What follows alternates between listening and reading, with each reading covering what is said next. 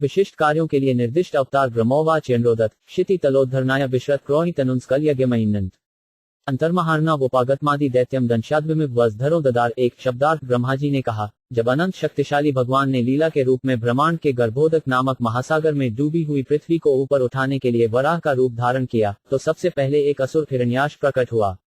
भगवान ने उसे अपने अगले दांत से विदीर्ण कर दिया।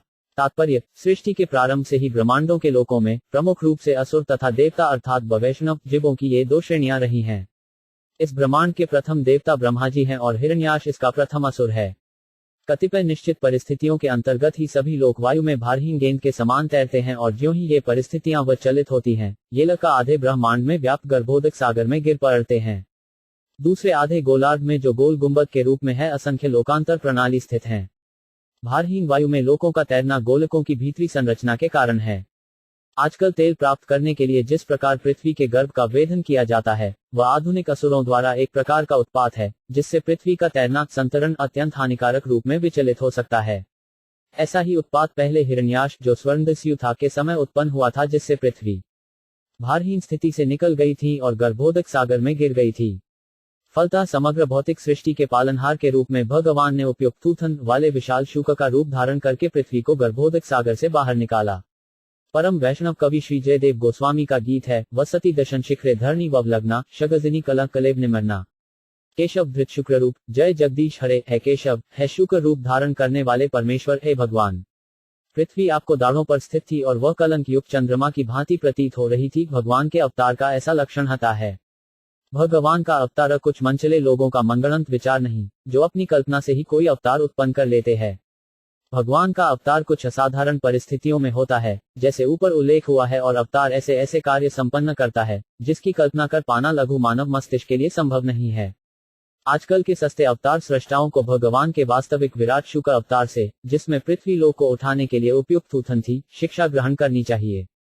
जब भगवान पृथ्वी उठाने के लिए प्रकट हुए तो हिरण्याक्ष ने उनके इस योजनाबद्ध कार्य में बाधा डालनी चाहिए। फलत भगवान ने उसे अपने लंबे दांत से बेकर मार डाला। श्री जीव गोस्वामी के अनुसार हिरण्याक्ष का वध भगवान के हाथों से हुआ। उनका कथन है कि पहले हाथों से मारने के बाद भगवान ने उसे अपने लंबे दांत से बे डाला। श्री विश्वनाथ चक्रवर्ती ठाकुर ने इस कथन की पुष्टि की है। जातो रुचिरजनत सुयमान सुयज्ञ आक्ति सुनूर्मृणत दक्षिणायाम लोकत्रयस्यत महतीम हृदयदार्ति स्वयंभुवन मनोना हरिरित्यनुत। दो शब्दार्थ सर्वप्रथम प्रजापति की पत्नी आकृति के गर्भ से सुयज्ञ उत्पन्न हुआ, फिर सुयज्ञ ने अपनी पत्नी दक्षिणा से स्वयं इत्यादि देवताओं को उत्पन्न किया। सुयज्ञ ने इंद्रदेव के रूप में तीनों लोकों के महान का क्लेश कम कर दिए थे। फलत मानव मात्र के परम पिता स्वयंभुव मनु ने उसे हरि नाम से पुकारा। तात्पर्य, मनमौजी अल्पज्ञ पुरुष नए नए अवैधानिक अवतारों की खोज करते रहते हैं। इनसे बचने के लिए धर्मग्रंथों में प्रामाणिक अवतार के पिता का नाम भी दिया रहता है। फलत, यदि शास्त्रों में किसी अवतार के पिता का तथा प्रकट होने वाले ग्राम या स्थान का उल्लेख नहीं है, तो उसे भगवान का अवतार नहीं माना जा सकता। भागवत पुराण में कल्कि अवतार के पिता तथा जहां अवतार होगा उस ग्राम का नाम निर्देशित है। फलत, कोई भी बुद्धिमान पुरुष किसी सस्ते अवतार को शास्त्रों को देखे बिना स्वीकार नहीं करेगा। जगे च कर्दम गुहदे द्विज देभूत्या स्त्री भी सम नभ्भिरात्म गतिन स्वमात्रे उचे ययात्म शमलम गुण सट पढ़ू मस्मिन विधु कपिल से गतिन प्रपेदे। 3 शब्दार्थ। इसके पश्चात भगवान कपिल रूप में अवतरित हुए और प्रजापति ब्राह्मण कर्दम तथा उनकी पत्नी देवहूति के पुत्र रूप में अन्य 9 स्त्रियों बहनों के साथ जन्म लिया। उन्होंने अपनी माता को आत्म साक्षात्कार के विषय में शिक्षा दी, जिससे वे उसी जीवन काल में सांसारिक गुण रूपी कीचड़ से विमल हो गईं और उन्होंने मुक्ति प्राप्त की, जो कपिल का मार्ग है। तात्पर्य, भगवान कपिल ने अपनी माता देवहूति को जो उपदेश दिए, वे श्रीमद्भागवत के 3 स्कंद अध्याय 25-32 में दिए गए हैं, और जो भी उनका पालन करता है उसे देवहूति के समान मुक्ति प्राप्त हो सकती है। भगवान ने अर्जुन को भगवद गीता सुनाई, जिससे उसे आत्म साक्षात्कार प्राप्त हुआ। आज भी जो कोई अर्जुन के पथ का अनुसरण करता है, वह अर्जुन के ही समान लाभ प्राप्त कर सकता है। शास्त्र इसीलिए हैं। मूर्ख तथा अल्पज्ञानी मनुष्य अपनी कल्पना से उनको विवेचना करके अपने अनुयायियों को गुमराह करते हैं और उन्हें संसार के गर्त में पड़े रहने देते हैं। किंतु आज भी यदि कोई भगवान श्री कृष्ण या कपिल के उपदेशों का पालन करे, तो उसे परम लाभ हो सकता है। आत्मगतीय शब्द परमेश्वर का पूर्ण ज्ञान प्राप्त करने के प्रसंग में महत्वपूर्ण है। मनुष्य को भगवान तथा जीव के केवल गुणों की समता को जान लेने भर से संतुष्ट नहीं होना चाहिए।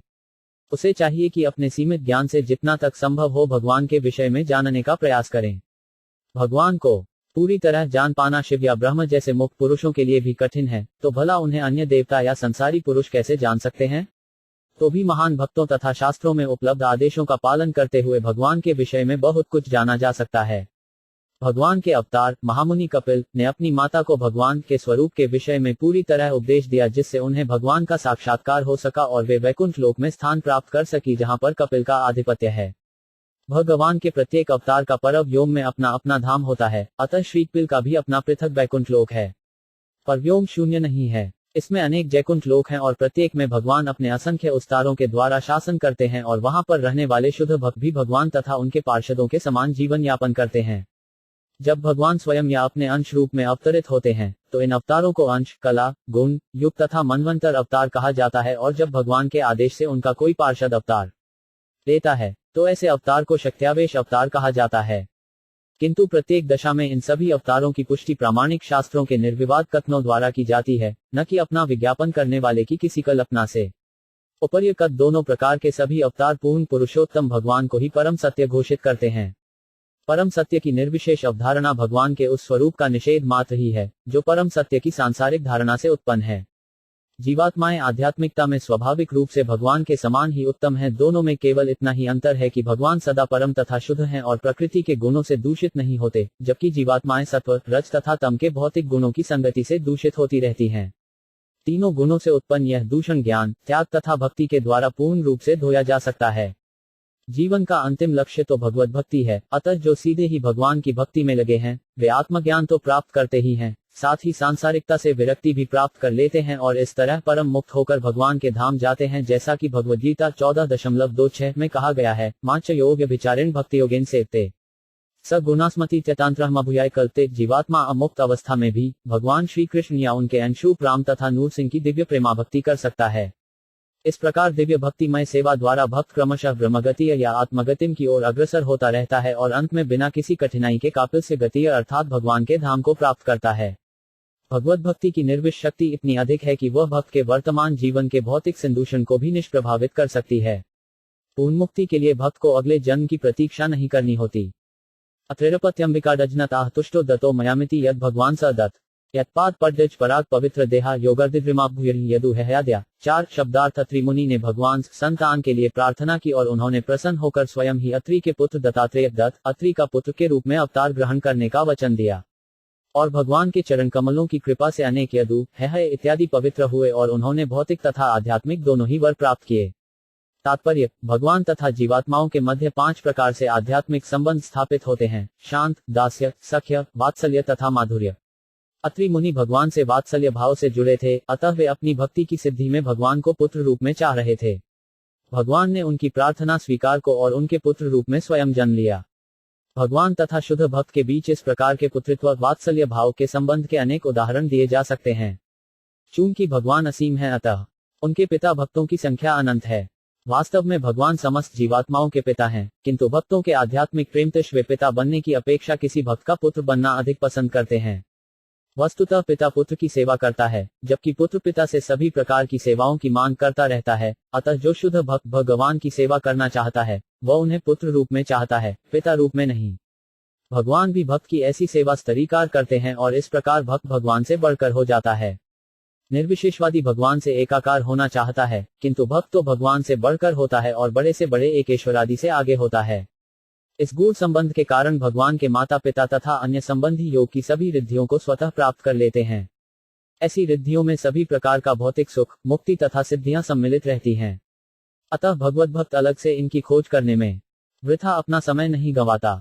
मनुष्य को चाहिए कि जीवन के बहुमूल्य समय को भगवान की दिव्य प्रेमाभक्ति में पूरी तरह लगाए, तब अन्य वांछित वस्तुएं स्वतः प्राप्त हो जाएंगी। किंतु इन सब उपलब्धियों के होते हुए भी मनुष्य को चाहिए कि भक्तों के चरणों पर अपराध करके गड्ढे में गिरने से अपनी सुरक्षा करे। इसका प्रत्यक्ष प्रमाण है जिसने भक्ति के द्वारा सारी सिद्धियां प्राप्त कर ली थी, किंतु भक्त के चरणों पर अपराध करने के कारण परशुराम ने उसका वध कर दिया। भगवान अत्रि मुनि के पुत्र बने और दत्तात्रेय कहलाए। तप तम तपो विविध लोक से सुष्या में आदि सनात स्व तपस स चतु सनो 5 भूत प्राकल्प संप्लव विनष्ठट में हात्म तत्व सम्यक जगाद मुनयो यक्षितात्मन 5 शब्दार्थ। विभिन्न लोकों की उत्पत्ति करने के लिए मुझे तपस्या करनी पड़ी और तब भगवान मुझसे प्रसन्न होकर चारों कुमारों सनक, सनय कुमार, सनंदन तथा सनातन के रूप में अवतार लिया। पिछली सृष्टि में आध्यात्मिक सत्य आत्मज्ञान का विनाश हो चुका था, किंतु इन चारों कुमारों ने इतने स्पष्ट ढंग से उसकी व्याख्या की कि मुनियों को तुरंत सत्य का साक्षात्कार हो गया। तात्पर्य, विष्णु सहस्रनाम स्तोत्रों में भगवान का नाम सनात तथा सनातनतम है। यद्यपि भगवान तथा जीवात्मा गुणात्मक दृष्टि से सनातन अर्थात शाश्वत हैं, किंतु भगवान सनातनतम अर्थात सनातनों में जीवात्माएं निस्सिंद शून्य सर्वश्रेष्ठ हैं। जीवात्माएं निस्संदेह सनावन हैं किंतु सनातनतम नहीं, क्योंकि ये अशाश्वत जगत में पतित हो सकती हैं। अतः जब आत्माएं सनावनत्मा भगवान से मात्रा की दृष्टि से भिन्न है। सन शब्द दान के अर्थ में भी आया है। अतः जब भक्त भगवान को अपना सर्वस्व दान रूप में सौंप देता है, तो बदले में भगवान अपने आप को भक्त को सौंप देते हैं। भगवद गीता 4.11 में भी इसकी पुष्टि हुई है। ये यथा मां प्रपंचन्ते। ब्रह्मा जी ने पूर्व कल्प की भांति फिर से सृष्टि की उत्पत्ति करनी चाहिए और चूंकि पछले प्रलयम ब्रह्मांड से ब्रह्म ज्ञान विलुप्त हो चुका था, इसीलिए वे उसे पुनः जीवित करना चाह रहे थे। च दिव्य ज्ञान मूलभूत आवश्यकता है। अतः सृष्टि के प्रत्येक कल्प में नित्यबद्ध जीवों को मुक्ति का अवसर प्रदान किया जाता है। ब्रह्मा जी की इस इच्छा की पूर्ति भगवान ने चारों कुमारों अर्थात सनक, सनय कुमार, सनंदन तथा सनातन को उनके पुत्र रूप में उत्पन्न करके की। ये चारों कुमार परमेश्वर के ज्ञानावतार थे। अतः उन्होंने दिव्य ज्ञान की ऐसी स्पष्ट व्याख्या की कि सभी मुनि बिना किसी कठिनाई के उस ज्ञान को प्राप्त कर सके। इन चारों कुमारों के पद चिन्हों पर चलकर कोई भी अपने अंतःकरण में भगवान का दर्शन कर सकता है। धर्मस्य दक्ष दुहित्र्यजनिष्ठ मूर्त्या नारायणो नरेति स्वतः प्रभाव इष्टात्मनो भगवतो नियमावलोक देव्यस्त्वंग्र प्रतना घटितु न शेकु। 6 शब्दार्थ। उन्होंने अपनी तपस्या की विधि प्रदर्शित करने के लिए धर्म की पत्नी तथा दक्ष की पुत्री मूर्ति के गर्भ से नर तथा नारायण युगल रूपों में जन्म लिया। कामदेव की सरेबियां, स्वर्ग की सुंदरियां उनका व्रत भंग करने आईं, किंतु वे असफल रहीं, क्योंकि उन्हें भगवान के शरीर से अपने समान अनेक सुंदरियां उत्पन्न होती दिखाई पड़ीं। तात्पर्य, भगवान सभी वस्तुओं के स्रोत तो हैं ही, वे समस्त प्रकार को तपस्याओं के भी उद्गम हैं। आत्म साक्षात्कार में सफलता प्राप्त करने का ये मुनि तपस्या का महान व्रत लेते हैं। मानव जीवन ब्रह्मचर्य के व्रत के साथ साथ ऐसी तपस्या के लिए ही मिला है। तपस्या में क्षत्रियों को संगति के लिए कोई स्थान नहीं है, और चूंकि मनुष्य जीवन तपस्या के निमित्त है, इसीलिए सनातन धर्म अथवा वर्णाश्रम धर्म पद्धति में जीवन के तीनों स्तरों पर खत्री से दूर रहने की कठोर सलाह दी गई है। सांस्कृतिक विकास क्रम के अनुसार जीवन के 4 विभाग किए जा सकते हैं: ब्रह्मचर्य, गृहस्थ, वानप्रस्थ तथा संन्यास। जीवन की प्रथम अवस्था में, जो प्रथम 25 वर्षों तक रहती है, मनुष्य को प्रामाणिक गुरु के निर्देशन में ब्रह्मचारी के रूप में शिक्षा दी जानी चाहिए, जिससे वह यह समझ सके कि स्त्री ही इस संसार की वास्तविक बंधक शक्ति है। यदि कोई बद्ध जीवन के बंधन से मुक्ति चाहता है, तो उसे स्त्री के आकर्षण से मुक्त होना चाहिए। जीवात्माओं के लिए स्त्री ही सम्मोहक तत्व है, किंतु नर रूप विशेष रूप से मनुष्य जीवन में तो आत्म साक्षात्कार के लिए है। सारा संसार स्त्री आकर्षण के जादू से गतिशील है और मनुष्य स्त्री से जुड़ा नहीं कि वह भव बंधन की कठोर ग्रंथि से जकड़ जाता है। खत्री के साथ जुड़ाव हो जाने पर स्वामित्व की झूठी प्रतिष्ठा के नशे के अंतर्गत भौतिक जगत पर अपना प्रभुत्व जताने की लालसा उत्पन्न होती है।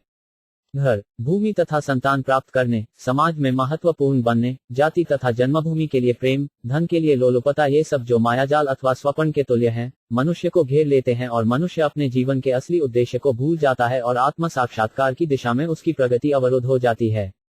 ब्रह्मचारी जो प्रायः उच्च जाति का अर्थात ब्राह्मण, क्षत्रिय अथवा वैश्य जाति का बालक होता है, प्रामाणिक गुरु के निर्देशन में 5 वर्ष की अवस्था से 25 वर्ष की अवस्था तक शिक्षा प्राप्त करता है और जीवन के मूल्यों तथा जीविका के लिए विशिष्ट शिक्षण प्राप्त करने का अनुभव प्राप्त करता है।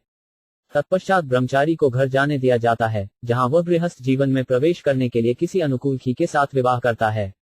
किंतु ऐसे अनेक ब्रह्मचारी हैं जो गृहस्थ बनने के लिए घर नहीं जाते, किंतु वे स्त्रियों से किसी प्रकार का संपर्क न करके नैष्ठिक ब्रह्मचारी का जीवन बिताते हैं। वे संन्यास आश्रम स्वीकार करते हैं। वे यह भलीभांति जानते हैं कि स्त्री की संगति एक झंझट है, जिससे आत्म साक्षात्कार में बाधा पड़ती है। चूंकि आयु विशेष में कामेच्छा अत्यंत प्रबल हो उठती है, इसलिए गुरु ब्रह्मचारी को विवाह करने की अनुमति दे सकता है। यह छूट केवल उन्हें दी जाती है जो नैष्ठिक ब्रह्मचारी नहीं रह सकते, और ऐसा भेद कर पाना प्रामाणिक गुरु के लिए ही संभव है। इस प्रकार तथाकथित परिवार नियोजन का कार्यक्रम आवश्यक है। जो गृहस्थ ब्रह्मचर्य की सम्यक शिक्षा के बाद शास्त्रानुमोदित रीति से स्त्री की संगति करता है, वह गृहस्थ कुत्ते बिल्लियों को तरह का नहीं होता। ऐसा गृहस्थ 50 वर्ष की आयु के पश्चात जी की संगति त्याग कर वानप्रस्थ आश्रम में प्रवेश करके जी के बिना रहने का अभ्यास करता है। जब अभ्यास पूरा हो जाता है तो वानप्रस्थी संन्यास ग्रहण करता है तथा खी से, यहाँ तक कि अपनी विवाहिता पत्नी से भी, अपने को अलग कर लेता है। स्त्री से वियुक्त होने की पूरी योजना के अध्ययन से प्रतीत होता है कि आत्म साक्षात्कार के मार्ग में स्त्री बाधक है और भगवान नारायण रूप में स्त्री से वियुक्त होने की शिक्षा देने के लिए ही प्रकट हुए। कृत ब्रह्मचारी के तपस्वी जीवन से ईर्ष्यालु होकर उसका व्रत भंग करने के उद्देश्य से देवता कामदेव के सैनिकों को भेजते हैं।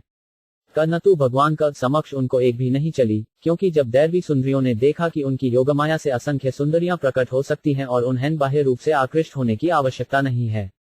आम कहावत है कि हलवाई कभी मिठाइयों से ललचाता नहीं, हलवाई जो सदा ही मिठाइयां बनाता है उन्हें खाने की कोई इच्छा नहीं रखता। इसी प्रकार भगवान अपनी हवादिनी शक्ति से असंख्य दैवी सुंदरियां उत्पन्न कर सकते हैं, अतः वे भौतिक संसार की छद्मय सुंदरियों से लेश मात्र भी आकृष्ट नहीं होते। जो यह नहीं जानता वह मूर्खतावश दोष देता है कि भगवान श्री कृष्ण ने वृंदावन की रास लीला में स्त्रियों के साथ या कि द्वारका में अपनी 16,000 पत्नियों के साथ रमण किया। काम दहंती कृतिनो अनु रोष दृष्टद्या रोष दहंत मुत्ते न दहंते सहाम। सो 5 यम यदंतरमलम प्रविशन विभेति काम कर्थक नु पुनरस्य मन ब्रेत 7 शब्दार्थ शिव जैसे महापुरुष अपनी रोषपूर्ण चितवन से वासना काम को जीत कर उसे दंडित तो कर सकते हैं, किंतु वे स्वयं अपने क्रोध के अत्यधिक प्रभाव से मुक्त नहीं हो सकते।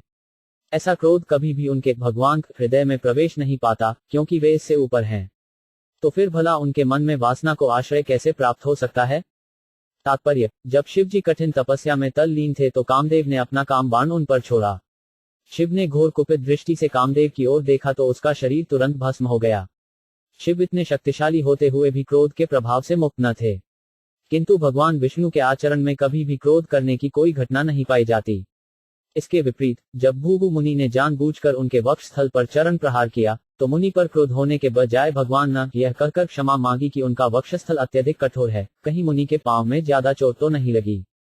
भगवान के वक्षस्थल पर अंकित भृगुपाद चिन्ह उनकी सहिष्णुता का प्रतीक है। अतः जब भगवान क्रोध से किसी प्रकार प्रभावित नहीं होते तो फिर क्रोध से कम शक्तिशाली कामेच्छा के लिए वहां किस तरह कोई स्थान हो सकता है? जब काम या इच्छा को पूर्ति नहीं होती तो क्रोध उत्पन्न होता है, अतः जब क्रोध अनुपस्थित हो तो फिर काम कैसे उत्पन्न हो सकता है? भगवान को आपतकौम कहा जाता है, क्योंकि वे अपनी इच्छाओं को तुष्टि स्वयं करते हैं। उन्हें अपनी इच्छाओं की पूर्ति के लिए किसी को सहायता नहीं चाहिए। भगवान असीम हैं, अतः उनकी इच्छाएं भी असीम हैं। भगवान के अतिरिक्त समस्त जीवात्माएं हर तरह से ससीम हैं, अतः जो ससीम हैं ते असीम की इच्छाओं की तुष्टि कैसे कर सकते हैं?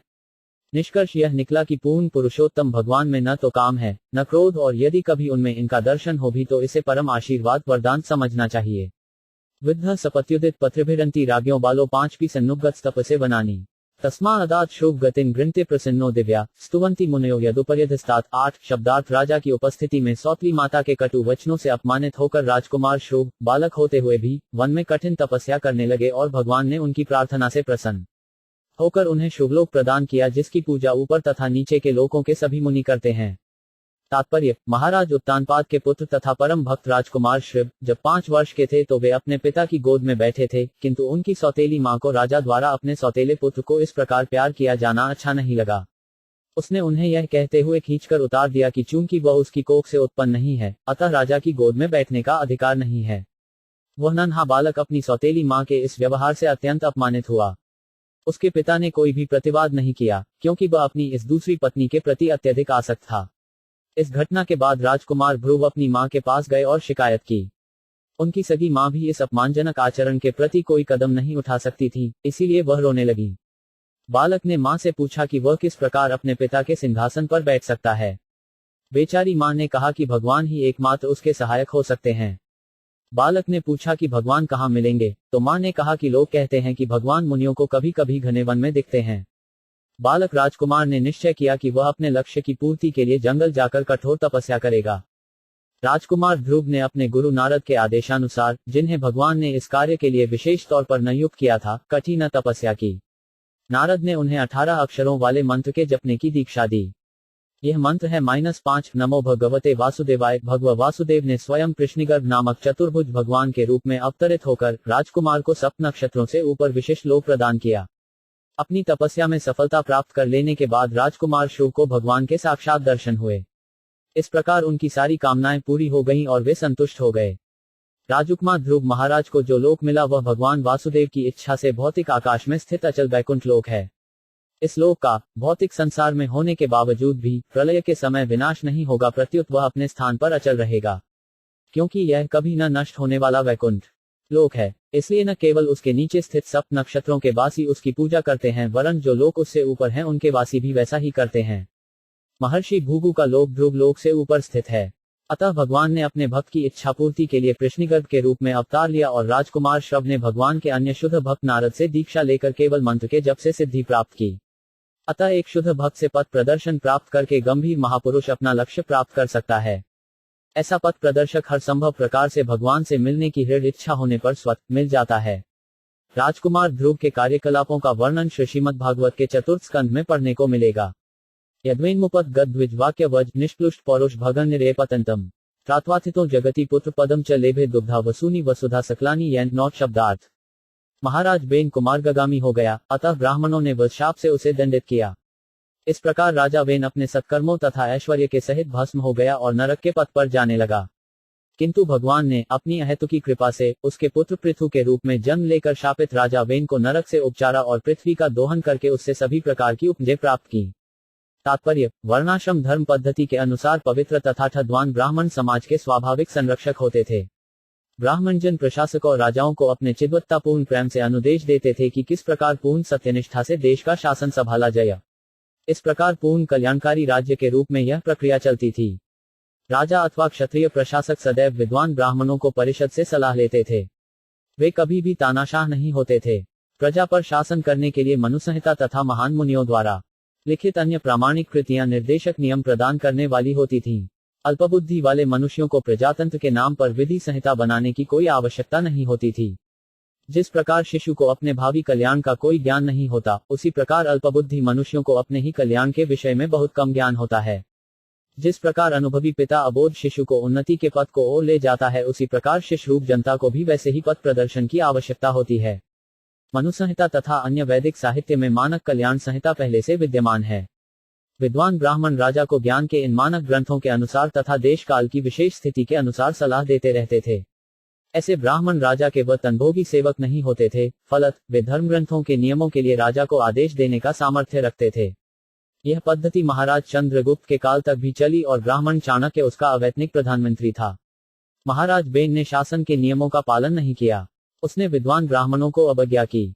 ये ब्राह्मण अत्यंत विशाल हृदय थे और अपने हित की परवाह न करके समस्त प्रजा के पूर्ण कल्याण को ही सर्वोपरि मानते थे। उन्होंने राजा वेन को उसके दुराचरण के लिए दंडित करना चाहा। अतः उन्होंने भगवान से प्रार्थना की और राजा को शाप भी दिया। महापुरुष की अवज्ञा मात्र से दीर्घायु, आज्ञा पालन, ख्याति, सत्यता, उच्च लोक जाने का अवसर तथा महापुरुषों के आशीष, ये सभी विनष्ट हो जाते हैं। मनुष्य को चाहिए कि महापुरुषों के पद चिन्हों पर हरता से चले। निस्संदेह अपने पूर्व पुण्यों से महाराज वेन राजा बना था, किंतु जानबूझकर महापुरुषों को अवज्ञा से उसे उपरोक्त सभी गुणों से वंचित होकर दंडित होना पड़ा। वामन पुराण में महाराज बेन के इतिहास तथा उसके पतन का पूर्ण वर्णन मिलता है।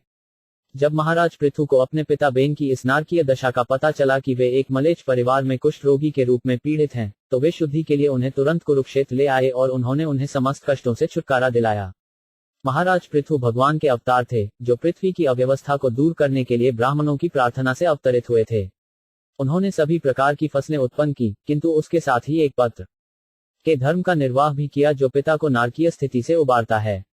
पुत्र का अर्थ है पुत नामक नरक से उद्धार करने वाला। ऐसा ही पुत्र योग्य है। नाभिर सा वृषभ आ सुदेवी सूनु यो व चचार समृग जड योगचर्याम यत पारमहंस्यमृषयः पद्मामनंती स्वस्थ प्रशांतकरण परिमुक्त सढ़ 10 शब्दार्थ। राजा नाभि की पत्नी सुदेवी के पुत्र के रूप में भगवान प्रकट हुए और ऋषभ देव कहलाए। अपने मन को समदर्शी बनाने के लिए उन्होंने जड़ योग साधना की। इस अवस्था को मुक्ति का सर्वोच्च सिद्ध पद भी माना जाता है, जिसमें मनुष्य अपने में ही स्थित रहकर पूर्ण रूप से संतुष्ट रहता है। तात्पर्य, आत्म साक्षात्कार के लिए जितनी प्रकार की योग साधनाएं की जाती हैं, उनमें जड़ योग को भी विशेषज्ञों द्वारा मान्यता प्राप्त है। इस जड़ योग में पत्थर के समान मूक बनकर किसी प्रकार के भौतिक फल से अप्रभावित रहने का प्रयास करना पड़ता है। जिस प्रकार पत्थर सभी प्रकार के बाह्य घात प्रतिघात के प्रति उदासीन रहता है, उसी प्रकार जड़ योग की साधना करने वाला भौतिक देह को स्वेच्छा से पहुंचाए जाने वाले समस्त कष्टों को सहन करता है। ऐसे योगी बाल नहीं बनाते और अपने सिर के बालों को किसी मशीनी साधन की सहायता लिए बिना हाथ से उखाड़कर अपने आप को पीड़ा पहुंचाते हैं, जो स्वेच्छा से अपने आप को कष्ट पहुंचाने की बहुत सी विधियों में से एक है।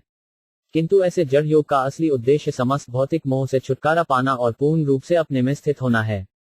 अपने जीवन की अंतिम अवस्था में महाराज ऋषभदेव मूक पागल पुरुष की भांति विचरण करते रहे। उन पर किसी भी शारीरिक दुर्व्यवहार का कोई प्रभाव नहीं पड़ता था।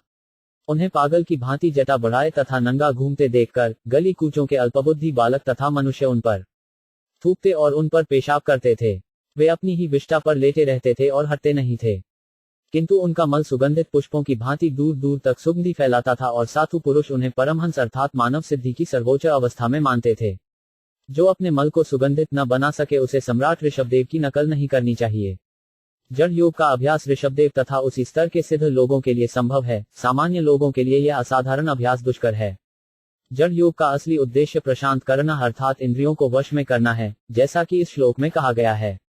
योग की समूची प्रक्रिया, चाहे इसे जो भी नाम दें, असंयमित इंद्रियों को वश में करने तथा आत्म साक्षात्कार के लिए तैयारी करने के लिए होती है।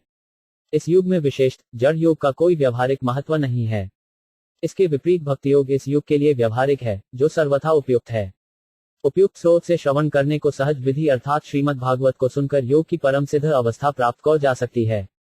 ऋषभदेव राजा नाभि के पुत्र तथा राजा अग्निध्र के पौत्र थे। वे राजा भरत के पिता थे, जिनके नाम से इस पृथ्वीलोक का नाम भारतवर्ष पड़ा। ऋषभदेव की माता का नाम मेरुदेवी भी था, जिसे यहाँ पर सुदेवी कहा गया है।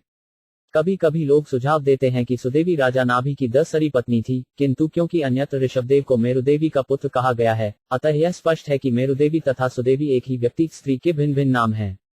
सत्रे ममास भगवान हये शीर्षाथो साक्षात स यज्ञ पुरुषतपनीय वर्ण छंदोम्यो मखमयो 5 खिल देवतात्मा वाचो बभू गुरुषति श्रस्तो 5 स्यत नस्तः 11 शब्दार्थ मेरे ब्रह्मा द्वारा संपन्न यज्ञ में भगवान हयग्रीव अवतार के रूप में प्रकट हुए। वे साक्षात यज्ञ हैं और उनके शरीर का रंग सुनहला है। वे साक्षात वेद भी हैं और समस्त देवताओं के परमात्मा हैं। जब उन्होंने श्वास ली तो उनके नथुनों से समस्त मधुर वैदिक स्तोत्रों की ध्वनियां प्रकट हुईं। तात्पर्य, वैदिक स्तोत्र प्रायः उन कर्मियों के लिए हैं जो यज्ञ करते हैं और फल प्राप्ति की अभिलाषा से देवताओं को भी प्रसन्न करना चाहते हैं, किंतु भगवान साक्षात यज्ञ तथा वैदिक स्तोत्र हैं। अतः जो भगवान का प्रत्यक्ष भक्त होता है उससे यज्ञ संपन्न करने तथा देवताओं को प्रसन्न करने के कार्य स्वतः संपन्न हो जाते हैं। भगवान के भक्त भले ही कोई यज्ञ न करें या वैदिक आदेशों के अनुसार किसी देवता को प्रसन्न न करें, किंतु फिर भी वे कर्मियों अथवा विभिन्न देवों के उपासकों से उच्चतर पद पर रहते हैं। मत्स्यो युज्ञान समये मनुनोपलब्ध क्षोनिम्यो निखिल जीव निकाय के तह भय सलिले मुखान में आदाय तत्र विजहारह वेद मार्गानु 12 शब्दार्थ। कल्प के अंत में भावी वेवस्वत मनु सत्यत्रत देखेंगे कि मत्स्य अवतार के रूप में श्री भगवान पृथ्वी पर्यंत सभी प्रकार की जीवात्माओं के आश्रय हैं। तब कल्प के अंत में जल में मेरे भय से सभी वेद मेरे ब्रह्मा मुंह से निकलते हैं तथा भगवान उस प्रवाह जल का राशि आनंद उठाते हुए वेदों की रक्षा करते हैं। तात्पर्य, ब्रह्मा का एक दिन 14 मनुओं के तुल्य है और प्रत्येक मनु के अंत में पृथ्वी पर्यंत सब कुछ नष्ट हो जाता है और तब ब्रह्मा को भी वह जल भयानक लगता है। अतः भावी वैवस्वत मनु के आरंभ में वह ऐसे संहार को देखेगा। ऐसी अन्य अनेक घटनाएं होंगी, यथा प्रसिद्ध शंखासुर का वध। ऐसी भविष्यवाणी ब्रह्मा के गत अनुभव पर आधारित है, कईयों की उन्हें पता था कि उस प्रलयनकारी दृश्य में उनके मुख से वेद प्रकट होंगे, किंतु मत्स्यावतार रूप में श्री भगवान न केवल समस्त जीवात्माओं और यथा देवताओं, पशुओं, मनुष्यों तथा मुनियों को रक्षा करेंगे वरन वेदों को भी बचाएंगे। क्षीरोद्धावमा दानव युत्पाना मुंथनतामृत लब्ध आदि देव पृष्ठेन कच्छप वपुर्विद्धार गोत्र निद्राक्षणोद्वी परिवर्त कघान कंडू 13 शब्दार्थ। तब आदि भगवान मथानी की तरह उपयोग में लाए जा रहे मंद्राचल पर्वत के लिए घुरी आश्रय स्थल के रूप में कच्छप रूप में अवतरित हुए। देवता तथा असुर अमृत निकालने के उद्देश्य से मंद्राचल को मथानी बनाकर क्षीर सागर का मंथन कर रहे थे। यह पर्वत आगे पीछे घूम रहा था, जिससे भगवान कच्छप की पीठ पर रगड़ पड़ रही थी। तब वे अध जगह निद्रा में थे और खुजलाहट का अनुभव कर रहे थे, उनकी पीठ रगड़ी जाने लगी। तात्पर्य, यद्यपि हमें अनुभव नहीं है, किंतु इस ब्रह्मांड में क्षीर सागर विद्यमान है। यहाँ तक कि आज एक विज्ञानी भी स्वीकार करते हैं कि हमारे सिर के ऊपर सैकड़ों लाख लोग मंडरा रहे हैं और हर एक लोक की जलवायु भी भिन्न है। श्रीमद् भागवत ऐसी अनेक सूचनाएं प्रदान करता है जो हमारे वर्तमान अनुभव से मेल नहीं खाती, किंतु जहां तक भारतीय मुनियों का प्रश्न है, वे बिना हिचक के स्वीकार करते हैं कि हम प्रामाणिक ज्ञान ग्रंथों शाकचश्चुर्वत का अवलोकन करें, क्योंकि ज्ञान वैदिक ग्रंथों से ही प्राप्त होता है। अतः हम श्रीमद् भागवत में वर्णित क्षीर सागर की उपस्थिति को तब तक नहीं नकार सकते जब तक हम अंतरिक्ष में मंडराने वाले समस्त लोकों का प्रायोगिक परीक्षण न कर लें। चूंकि ऐसा प्रयोग संभव नहीं है, अतः हमें श्रीमद् भागवत के कथन को यथावत रूप में स्वीकार करना होगा। क्योंकि श्रीधर स्वामी, जीव गोस्वामी, विश्वनाथ चक्रवर्ती तथा अन्य आध्यात्मिक अग्रगण्य जनों ने इसे स्वीकार किया है।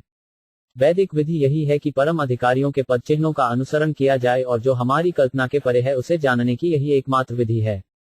आदि भगवान सर्वशक्तिमान होने के कारण चाहे जो भी कर सकते हैं, अतः किसी विशेष उद्देश्य से कच्छप या मत्स्य का अवतार ग्रहण करना तन कभी आश्चर्यजनक नहीं है। हमें श्रीमद् भागवत जैसे प्रामाणिक शास्त्रों के कथनों को स्वीकार करने में कोई संकोच नहीं होना चाहिए। देवों तथा असुरों के सामूहिक प्रयास से क्षीर सागर के मंथन के गुरुतर कार्य के लिए विशाल मंदराचल पर्वत के लिए गुरुतर आधार की आवश्यकता थी। फलत आदि भगवान देवताओं की सहायता के उद्देश्य से विशाल कच्छप के रूप में अवतरित हुए और क्षीर सागर में तैरने लगे। इस पर्वत की रगड़ से उनकी पीठ पर खुजली हो रही थी, किंतु कुछ कुछ सोए रहने से उन्हें इसका आभास नहीं हुआ। त्राय पिष्टपोरु भय हासा नूसिंग रूप कृत्वा ब्रह्मद्रुकुटी दंघू कराल दैत्येन्द्रमाशु गदयाभिपतमारा दूरी निपात्य विद्यार नखे स्फुरंतम 14 शब्दार्थ। श्री भगवान ने देवताओं के अदम्य भय को मिटाने के लिए नूसिंह देव का अवतार ग्रहण किया। उन्होंने असुरों के उस राजा हिरण्यकशिपु को अपनी जांघों में रखकर अपने नाखूनों से विदीर्ण कर डाला, जो हाथ में गदा लेकर भगवान को ललकार रहा था। उस समय उनकी भौहें क्रोध से फड़क रही थीं और दांतों के कारण उनका मुख भयावना लग रहा था।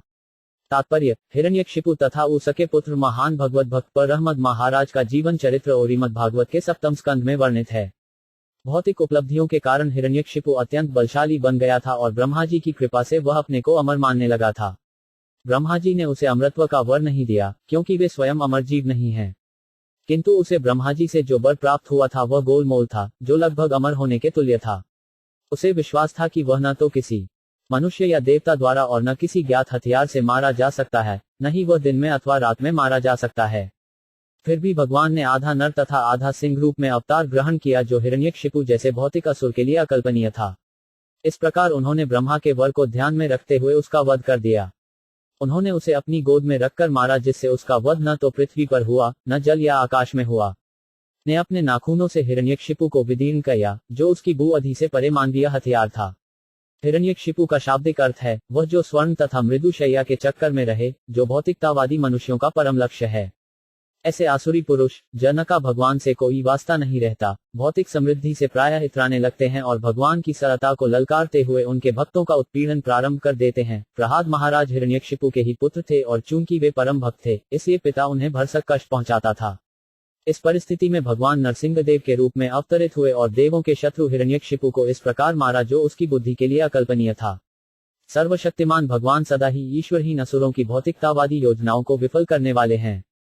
अंत सरस्युरु बलेन पदे गृहीतो ग्राहीण यूथ पतिर्भुज हस्तार्थ अहेदमादि पुरुषाखिल लोकनाथ तीरथ अर्भ श्रवण मण नामधेय 15 शब्दार्थ। अत्यंत बलशाली मगर के द्वारा नदी के भीतर पांव पकड़ लिए जाने से हाथियों का नायक अत्यंत पीड़ित था। उसने अपनी सूनर में कमल का फूल लेकर भगवान को इस प्रकार संबोधित किया, हे आदि भोक्ता, ब्रह्मांड के स्वामी, हे उद्धारक, हे तीरथ के समान विख्यात, आपके पवित्र नाम जो जपे जाने के योग्य है, उनके श्रवण मात्र से ही सभी लोग पवित्र हो जाते हैं।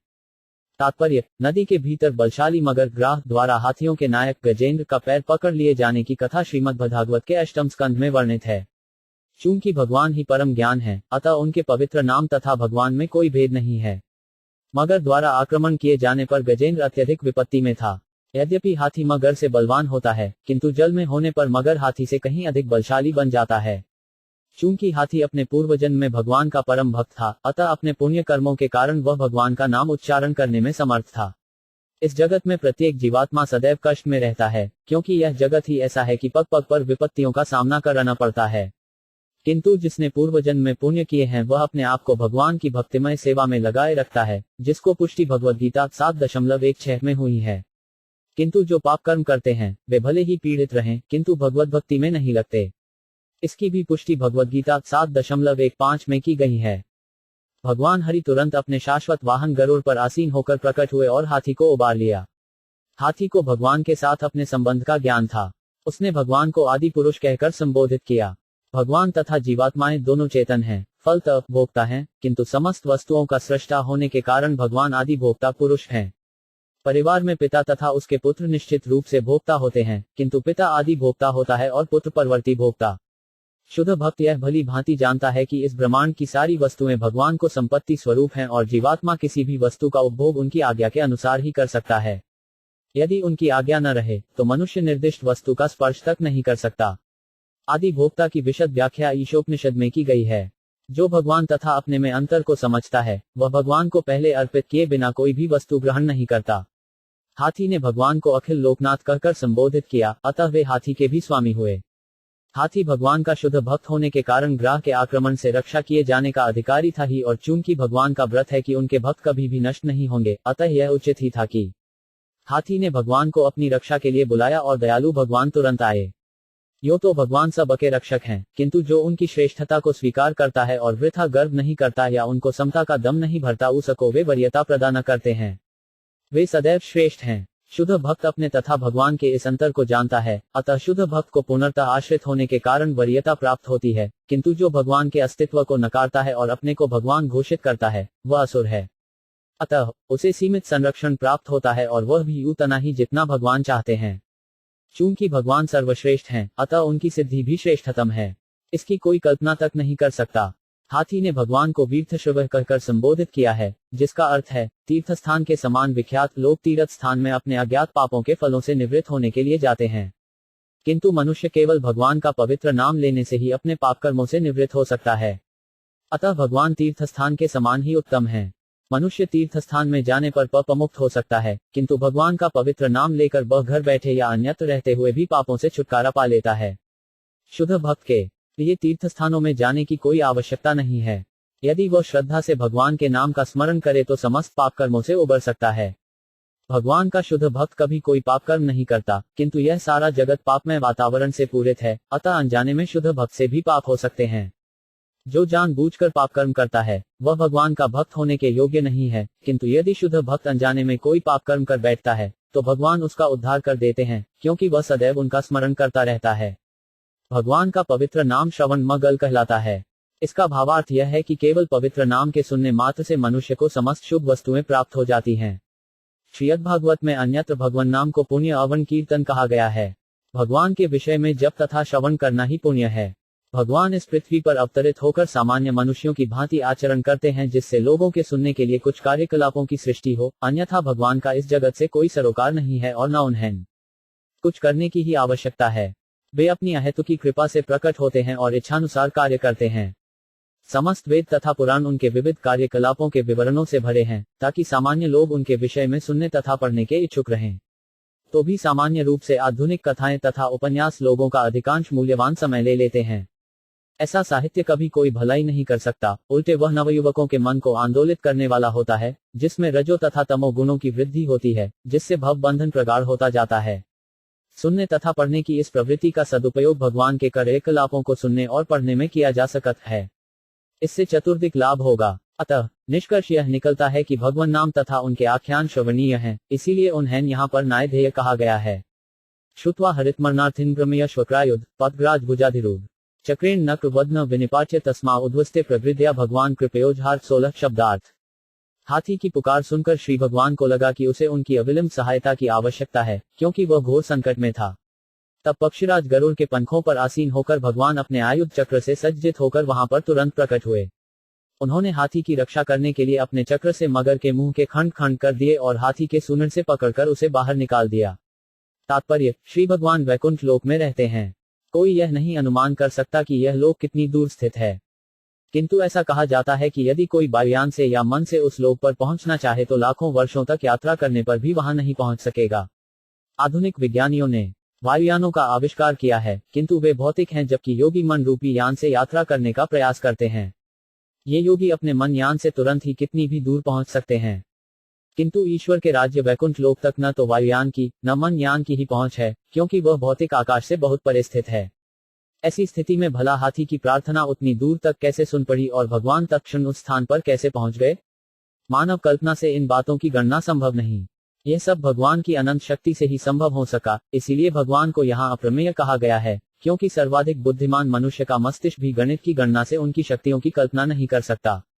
भगवान इतनी दूरी से भी सुन सकते हैं, खा सकते हैं और एक पल के अंतराल में सभी स्थानों में एक साथ प्रकट हो सकते हैं। ऐसी है भगवान की सर्वशक्तिमता।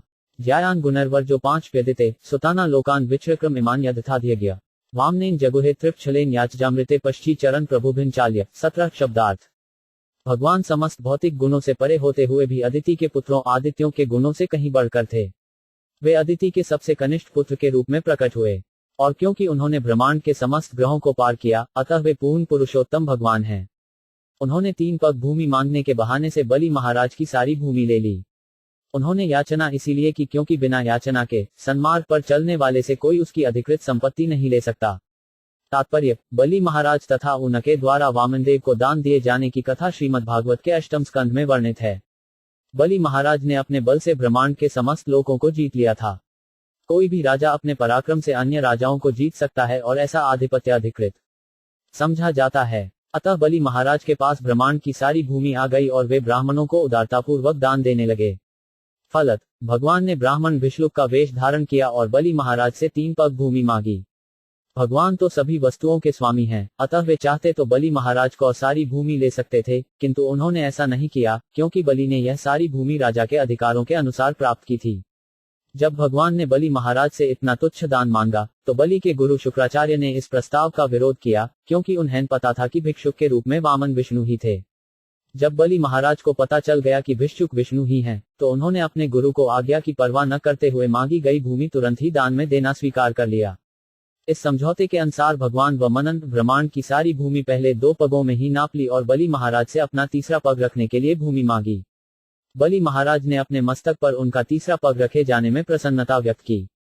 इस प्रकार अपने पास जो कुछ था उसे बलि महाराज ने खोया नहीं, वरन भगवान से आशीर्वाद प्राप्त किया कि वह उनका नित्य साथी और द्वारपाल बनकर उनके साथ रहे। अतः भगवान के लिए सर्वस्व अर्पित करके मनुष्य कुछ भी खोता नहीं, वरन सब कुछ प्राप्त करता है, जिसकी अन्यथा उसे कोई आशा नहीं रहती। नार्थो बलर्यमुरुक्रम पाद शौच माप शिखा धृत्वतो विद्वुधाधिपत्यम यो वे प्रतिश्रुतमिते न चिकीर्षदिन्यदात्मान्मण मनसा हर्यभिमेने 18 शब्दार्थ। अपने सिर पर भगवान का कमलपाद प्रक्षालित जल को धारण करने वाले बलि महाराज ने अपने गुरु द्वारा मना किए जाने पर भी अपने वचन के अतिरिक्त मन में अन्य कुछ धारण नहीं किया। राजा ने भगवान के तीसरे पग को पूरा करने के लिए अपना शरीर समर्पित कर दिया। ऐसे महापुरुष के लिए अपने बाहुबल से जीते गए स्वर्ग के साम्राज्य का भी कोई महत्व नहीं था। तात्पर्य, बलि महाराज को इतना बड़ा भौतिक त्याग करने के बदले में भगवान की दिव्य कृपा प्राप्त करने से वैकुंठ लोक में स्थान प्राप्त हुआ था, जहां शाश्वत भोग की उतनी ही अथवा उससे भी अधिक सुविधाएं उपलब्ध थीं। अतः बाहुबल से जीते गए स्वर्ग के साम्राज्य को त्याग करके उन्होंने कुछ खोया नहीं था। दूसरे शब्दों में, जब भगवान किसी को गाढ़ी कमाई को छीनकर बदले में शाश्वत जीवन के लिए अपनी दिव्य भक्ति, आनंद तथा ज्ञान प्रदान करते हैं, तो इसे ऐसे शुद्ध भक्त पर भगवान की विशेष कृपा समझनी चाहिए। भौतिक संपत्ति चाहे कितनी ही मोहक क्यों न हो, कभी स्थायी नहीं हो सकती। अतः मनुष्य को चाहिए कि स्वेच्छा से ऐसी संपत्ति का परित्याग कर दें, अन्यथा इस शरीर का त्याग करते समय इस सारी संपत्ति को छोड़ना ही पड़ता है। बुद्धिमान मनुष्य जानता है कि समस्त भौतिक संपत्ति नाशवान है और इसका सर्वोत्तम उपयोग है कि इसे भगवान की सेवा में अर्पित कर दिया जाए, जिससे भगवान प्रसन्न होकर उसे अपने परम धाम में स्थायी निवास दे सकें। भगवद गीता 15.5-6 में परम धाम की व्याख्या भगवान ने इस प्रकार की है। निर्मनपोह्य जित्संग्रदोषा अध्यात्मनित्या विनिवृत्त कामा दनद्वेभियुक्ता सुख दुख खर्चैर गच्छन्त्ययुधा पद्मव्ययम तत् न वद्भास्यते सूर्यो न शशांको न पावक यद्गत्वा न निवर्तन्ते तद्धाम परम सम। जिस मनुष्य के पास इस जगत में घर, भूमि, संतान, समाज, मित्रता तथा संपत्ति के रूप में आवश्यकता से अधिक जितना होता है, वह सब थोड़े समय के लिए उसके पास रहता है। कोई भी माया द्वारा उत्पन्न इस भ्रामक सामग्री को स्थायी रूप में नहीं रख सकता। ऐसा मालिक आत्म साक्षात्कार के विषय में अत्यधिक मोहग्रस्त रहता है। अतः मनुष्य के पास या तो बिल्कुल कम हो या कुछ न हो, जिससे वह बनावटी प्रतिष्ठा से दूर रह सके। हम इस जगत में तीनों गुणों से संसर्ग के कारण कलुषित रहते हैं। अतः जो कोई जितना ही इस क्षणिक संपत्ति के बजाय भगवत भक्ति के द्वारा आध्यात्मिक उन्नति करता है, वह उतना ही भौतिक मोहासक्ति से मुक्त रहता है। जीवन की इस अवस्था को प्राप्त करने के लिए मनुष्य को अपने आध्यात्मिक अस्तित्व तथा इसके स्थायी प्रभावों के विषय में पूरा विश्वास होना चाहिए। स्व अस्तित्व के स्थायित्व के विषय में सही ज्ञान प्राप्त करने के लिए स्वेच्छा से कम रखने या जीवन निर्वाह की आवश्यकता पूरी करने के लिए रखना चाहिए। मनुष्य को कृत्रिम आवश्यकताएं न उत्पन्न करके न्यूनतम से संतुष्ट रहना चाहिए।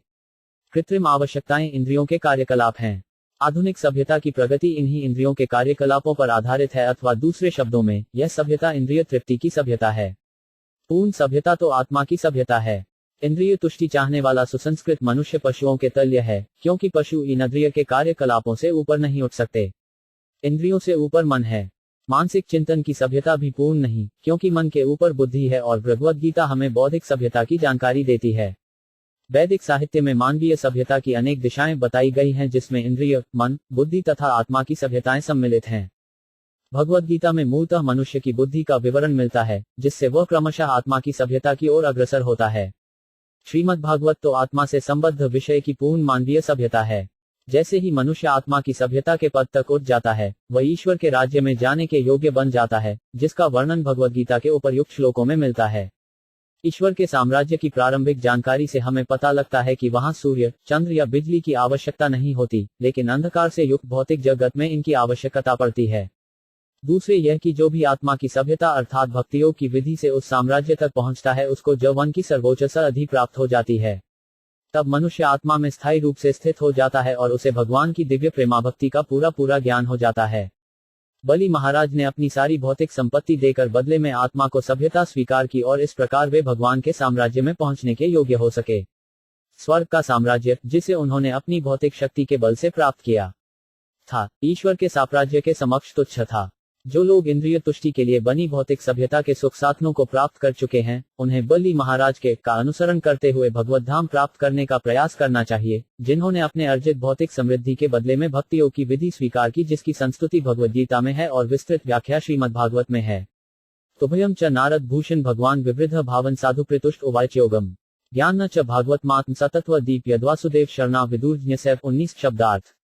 है नारद, तुम्हें श्री भगवान ने अपने हंसावतार में ईश्वर के विज्ञान तथा दिव्य प्रेम भाव के विषय में शिक्षा दी थी। वे तुम्हारी अगाध भक्ति से अत्यधिक प्रसन्न हुए थे। उन्होंने तुम्हें भक्ति का पूरा विज्ञान भी अत्यंत सुबोध ढंग से समझाया था, जिसे केवल भगवान वासुदेव के प्रति पूर्ण समर्पित व्यक्ति ही समझ सकते हैं। तात्पर्य, भक्त तथा भक्ति दो परस्पर संबद्ध पद हैं। जब तक कोई भगवान का भक्त नहीं होना चाहता तब तक वह भक्तिमय सेवा के गूढ़ रहस्यों को नहीं जान सकता। भगवान श्री कृष्ण ने अर्जुन को भगवद गीता अर्थात भक्ति का वह ज्ञान समझाना चाहा, क्योंकि वह उनका न केवलम त्रिवरण परम भक्त भी था। बात यह है कि सभी जीवात्माएं स्वभावत परम व्यक्तित्व पूर्ण पुरुषोत्तम भगवान के अंश रूप होने के कारण कर्म करने के लिए अपेक्षितया कुछ सीमा तक स्वतंत्र भी हैं। अतः भगवान की भक्ति प्राप्त करने के लिए स्वेच्छ सहयोगी बनना है और पहले से भक्ति में लगे लोगों के साथ स्वेच्छा से सहयोग करना पहली योग्यता है। ऐसे व्यक्तियों को सहयोग प्रदान करने से प्रत्याशित भक्त क्रमशः भक्ति की प्रविधियां सीख सकेगा और धीरे धीरे ज्ञान प्राप्त करके भौतिक संगति के कलमश से मुक्त हो सकेगा। ऐसी शुद्धि प्रक्रिया से प्रत्याशित भक्त में श्रद्धा उत्पन्न होगी और वह उसे भक्ति की दिव्य आस्वाद्य स्थिति तक ऊपर ले जाएगी।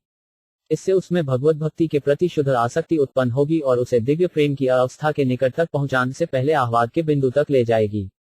भक्ति संबंधी ऐसे ज्ञान के दो उपविभाग किए जा सकते हैं, भक्ति के स्वभाव से संबंधित प्रारंभिक ज्ञान तथा इसके अनुपालन का गौण ज्ञान।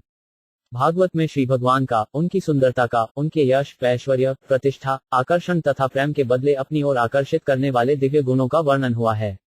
जीवात्मा में भगवान की प्रेमाभक्ति करने का सहज आकर्षण होता है। भौतिक संगति के प्रभाव से यह आकर्षण कृत्रिम रूप से आच्छादित होता है और श्रीमद् भागवत इस कृत्रिम आवरण को सही तौर पर हटाने में सहायक है।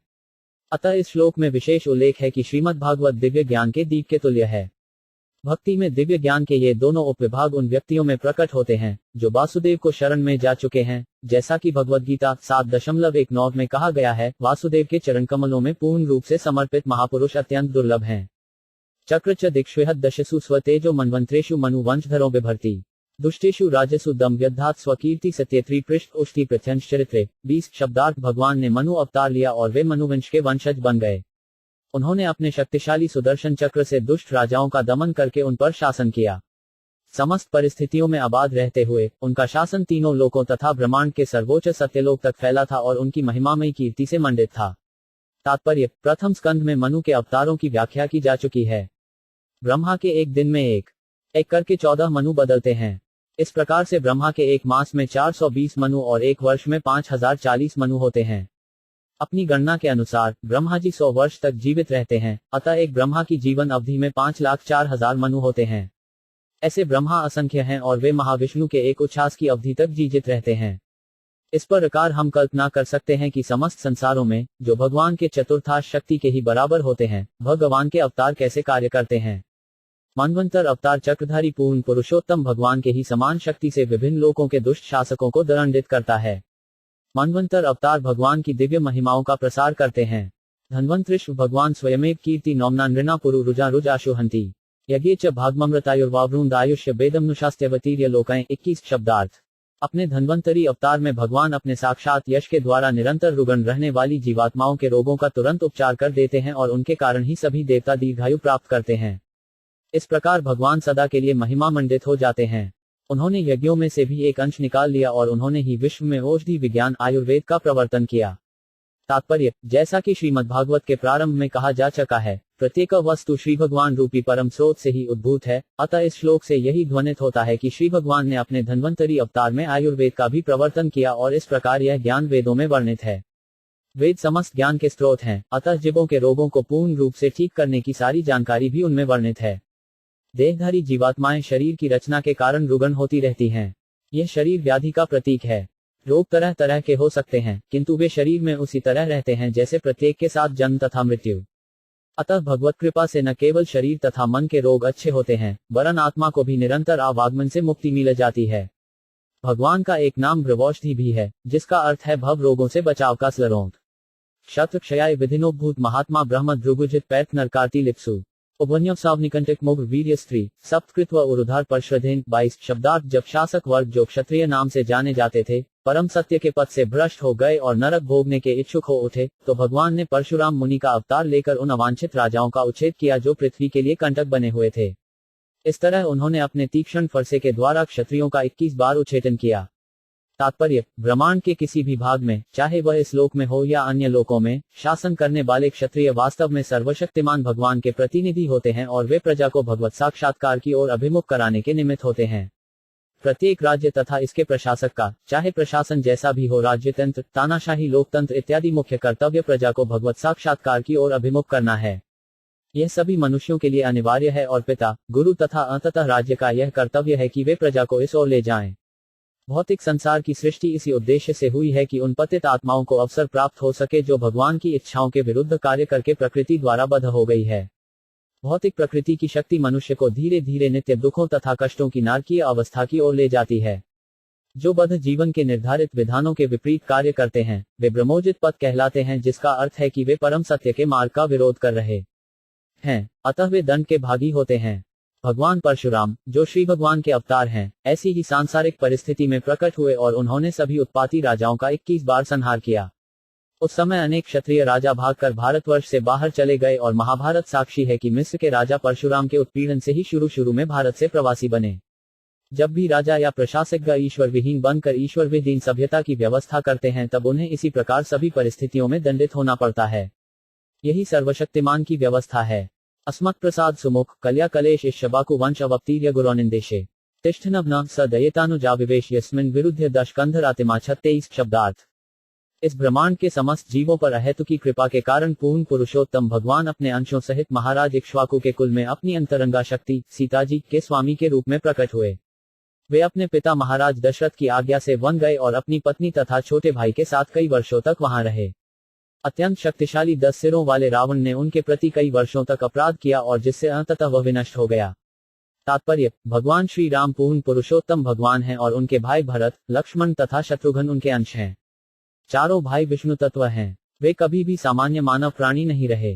राघायण के अनेक अनैतिक और अज्ञानी टीकाकार भगवान रामचंद्र जी के छोटे भाइयों को सामान्य जीवात्माएं बताते हैं, किंतु ईश्वरी विज्ञान भगवत तत्व के सर्वाधिक प्रामाणिक शाख इस श्रीमद् भागवत में यह स्पष्ट उल्लेख है कि उनके भाई उनके स्वांश थे। मूल रूप में भगवान रामचंद्र वासुदेव के अवतार हैं, लक्ष्मण संकर्षण के, भरत प्रद्युम्न के तथा शत्रुघ्न अनिरुद्ध के अवतार हैं, जो भगवान के ही अंश हैं। लक्ष्मी जी सीता के रूप में भगवान को अंतरंगा शक्ति हैं। वे न तो सामान्य स्त्री हैं और न ही दुर्गा की बहिरंगा शक्ति को अवतार हैं। दुर्गा जी भगवान की बहिरंगा शक्ति हैं और वे शिव जी की संगिनी हैं। जैसा कि भगवद गीता 4.7 में कहा गया है, जब जब धर्म पालन में कमी आती है तब तब भगवान प्रकट होते हैं। भगवान रामचंद्र भी ऐसी ही परिस्थितियों में प्रकट हुए। उनके साथ उनकी अंतरंगा शक्ति के ही अंश रूप भ्राता और लक्ष्मी जी सीता देवी थीं। भगवान रामचंद्र को उनके पिता महाराज दशरथ ने अत्यंत अटपटी परिस्थितियों में बन जाने का आदेश दिया था। भगवान ने आदर्श पुत्र की भांति उनकी आज्ञा का पालन किया, यद्यपि उन्हें उस समय अयोध्या का राजा घोषित किया गया था। उनके छोटे भाई लक्ष्मण ने उनके साथ जाने को इच्छा व्यक्त की और उनकी शाश्वत पत्नी सीता ने भी वैसी ही इच्छा व्यक्त की। भगवान ने इन दोनों का आग्रह स्वीकार किया और इन्हें साथ लेकर दंडकारण्य वन में 14 वर्षों तक रहने के लिए उन्होंने वन में प्रवेश किया। वन में रहते हुए राम तथा रावण में संघर्ष हुआ और रावण ने राम की पत्नी सीता जी का अपहरण कर लिया। इस संघर्ष का अंत महान शक्तिशाली रावण का उसके राज्य तथा परिवार समेत विनाश के साथ हुआ। सीता जी ऐश्वर्य की देवी लक्ष्मी जी हैं, किंतु वे किसी अन्य जीव के द्वारा भोग्या नहीं हैं। वे समस्त जीवों द्वारा अपने पति रामचंद्र जी के साथ पूजनीय हैं। रावण जैसा भौतिकतावादी व्यक्ति इस महान सत्य को नहीं समझ पाता, उल्टे वह राम से सीता देवी को छीनकर कष्टों का आह्वान करता है। जो भौतिकतावादी व्यक्ति ऐश्वर्य तथा संपत्ति के पीछे पड़े रहते हैं, वे रामायण से शिक्षा ग्रहण कर सकते हैं कि परमेश्वर को श्रेष्ठता को स्वीकार किए बिना भगवान की प्रकृति का अपहरण शोषण रावण की नीति है। रावण अत्यंत समृद्ध था, यहाँ तक कि उसने अपनी राजधानी लंका को शुद्ध सोने से बनवाया था। चूंकि उसे भगवान रामचंद्र की श्रेष्ठता मान्य न थी और उसने उनकी पत्नी सीता का अपहरण किया था, फलत वह मारा गया और उसके साथ उसका ऐश्वर्य तथा पराक्रम नष्ट हो गया। भगवान रामचंद्र 6 पूर्ण ऐश्वर्यों से युक्त अवतार हैं, इसीलिए उन्हें इस श्लोक में कलेश अर्थात समस्त ऐश्वर्यों का स्वामी कहा गया है। यस्मा अदादुत्थिरूद भयाडु वैपो मार्ग सपद्यरी पुरहरवद्दिथक्षों दूरे सुहन्मथित रोष सुषोण दृष्टया तात्प्यमान मक्रोग नक्र चक्र 24 शब्दार्थ। दूरस्थ अपनी घनिष्ठ संगिनी सीता के वियोग से दुखी श्री रामचंद्र ने अपने शत्रु रावण की नगरी पर हर शिव जो स्वर्ग के राज्य को भस्म कर देना चाहते थे के जैसे ज्वलित लाल लाल नेत्रों से दृष्टि डाली।